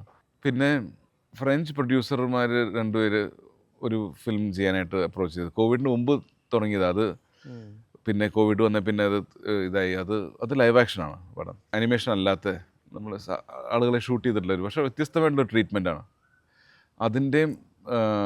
ഇപ്പോൾ അവർ ഫൈനാൻസൊക്കെ അവരുടെ റെഡിയായി. ഇപ്പോൾ അതും തുടങ്ങാനായിട്ടുള്ള പരിപാടിയാണ്. അപ്പോൾ ഒരുപാട് എൻ്റെയും സ്വന്തമായിട്ടുള്ള കുറച്ച് പ്രൊജക്റ്റുകളുണ്ട്, ഫീച്ചർ ഫിലിമിലും സീരീസ് ലെവലിലും ആയിട്ടുള്ള പ്രൊജക്റ്റുകൾ. മലയാളമാണോ? ഒരെണ്ണം മലയാളമാണ്, ബാക്കി ഇത്തിരി പാൻ ഇന്ത്യ ലെവലിലാണ്. പക്ഷെ എല്ലാം റൂട്ടഡ് ഓൺ ലോക്കൽ. എനിക്ക് ഇന്ത്യയെ മാത്രമേ പരിചയമുള്ളൂ, ഇന്ത്യൻ ലൈഫ് മാത്രമേ എനിക്ക് പരിചയമുള്ളൂ. അപ്പോൾ അത് വെച്ചിട്ട് സബ്ജക്റ്റുകൾ മാത്രമേ എനിക്ക് ചെയ്യാൻ പറ്റുള്ളൂ. അത് ചെയ്താൽ മതി എന്നുള്ളതാണ് എൻ്റെ നിർബന്ധം. കാരണം ഒരു ഫോറിൻ ലൈഫ്, ഫോറിനർ എങ്ങനെ ചിന്തിക്കുന്നു എന്ന് വരെ നമുക്ക് അറിയാൻ പറ്റില്ല. അവരുടെ സ്കിന്നിനകത്ത് നമുക്ക് കയറാൻ പറ്റുന്നില്ല. ഒരുപാട് പേര് അങ്ങനെ അറ്റംപ്റ്റ് ചെയ്യുന്നുണ്ട് വെസ്റ്റേൺ സ്റ്റൈലിലൊക്കെ സാധനങ്ങൾ. പക്ഷേ എനിക്കതിലൊരു ഇൻട്രസ്റ്റ് തോന്നുന്നില്ല. ഒത്തൻറ്റിസിറ്റി എത്രമാത്രം കൊണ്ടുവരാൻ പറ്റും, അതിലാണ് ആളുകളും കണക്ട് ചെയ്യാൻ പറ്റുന്നത്. നമ്മുടെ ഇന്ത്യൻ പോപ്പുലേഷൻ മാത്രം മതി എനിക്കൊരു ഓഡിയൻസ് ആയിട്ട്. വേറെ പുറത്തുള്ള ആളുകൾ കണ്ടാലും കണ്ടില്ലെങ്കിലും കുഴപ്പമില്ല. ലോകയ്ക്ക് ശേഷം ഉള്ള ഒരു റീലിൻ്റെ അകത്ത് എത്രയോ ചാത്തന്മാർ വരാനുണ്ടെന്ന് പറഞ്ഞിട്ടൊരു ഇത് പറയുന്നുണ്ട്. അപ്പോൾ അതുപോലെ ഈ കണ്ടിട്ടിൻ്റെ അകത്ത് ചാത്തനുമൊക്കെ ഉണ്ടല്ലോ.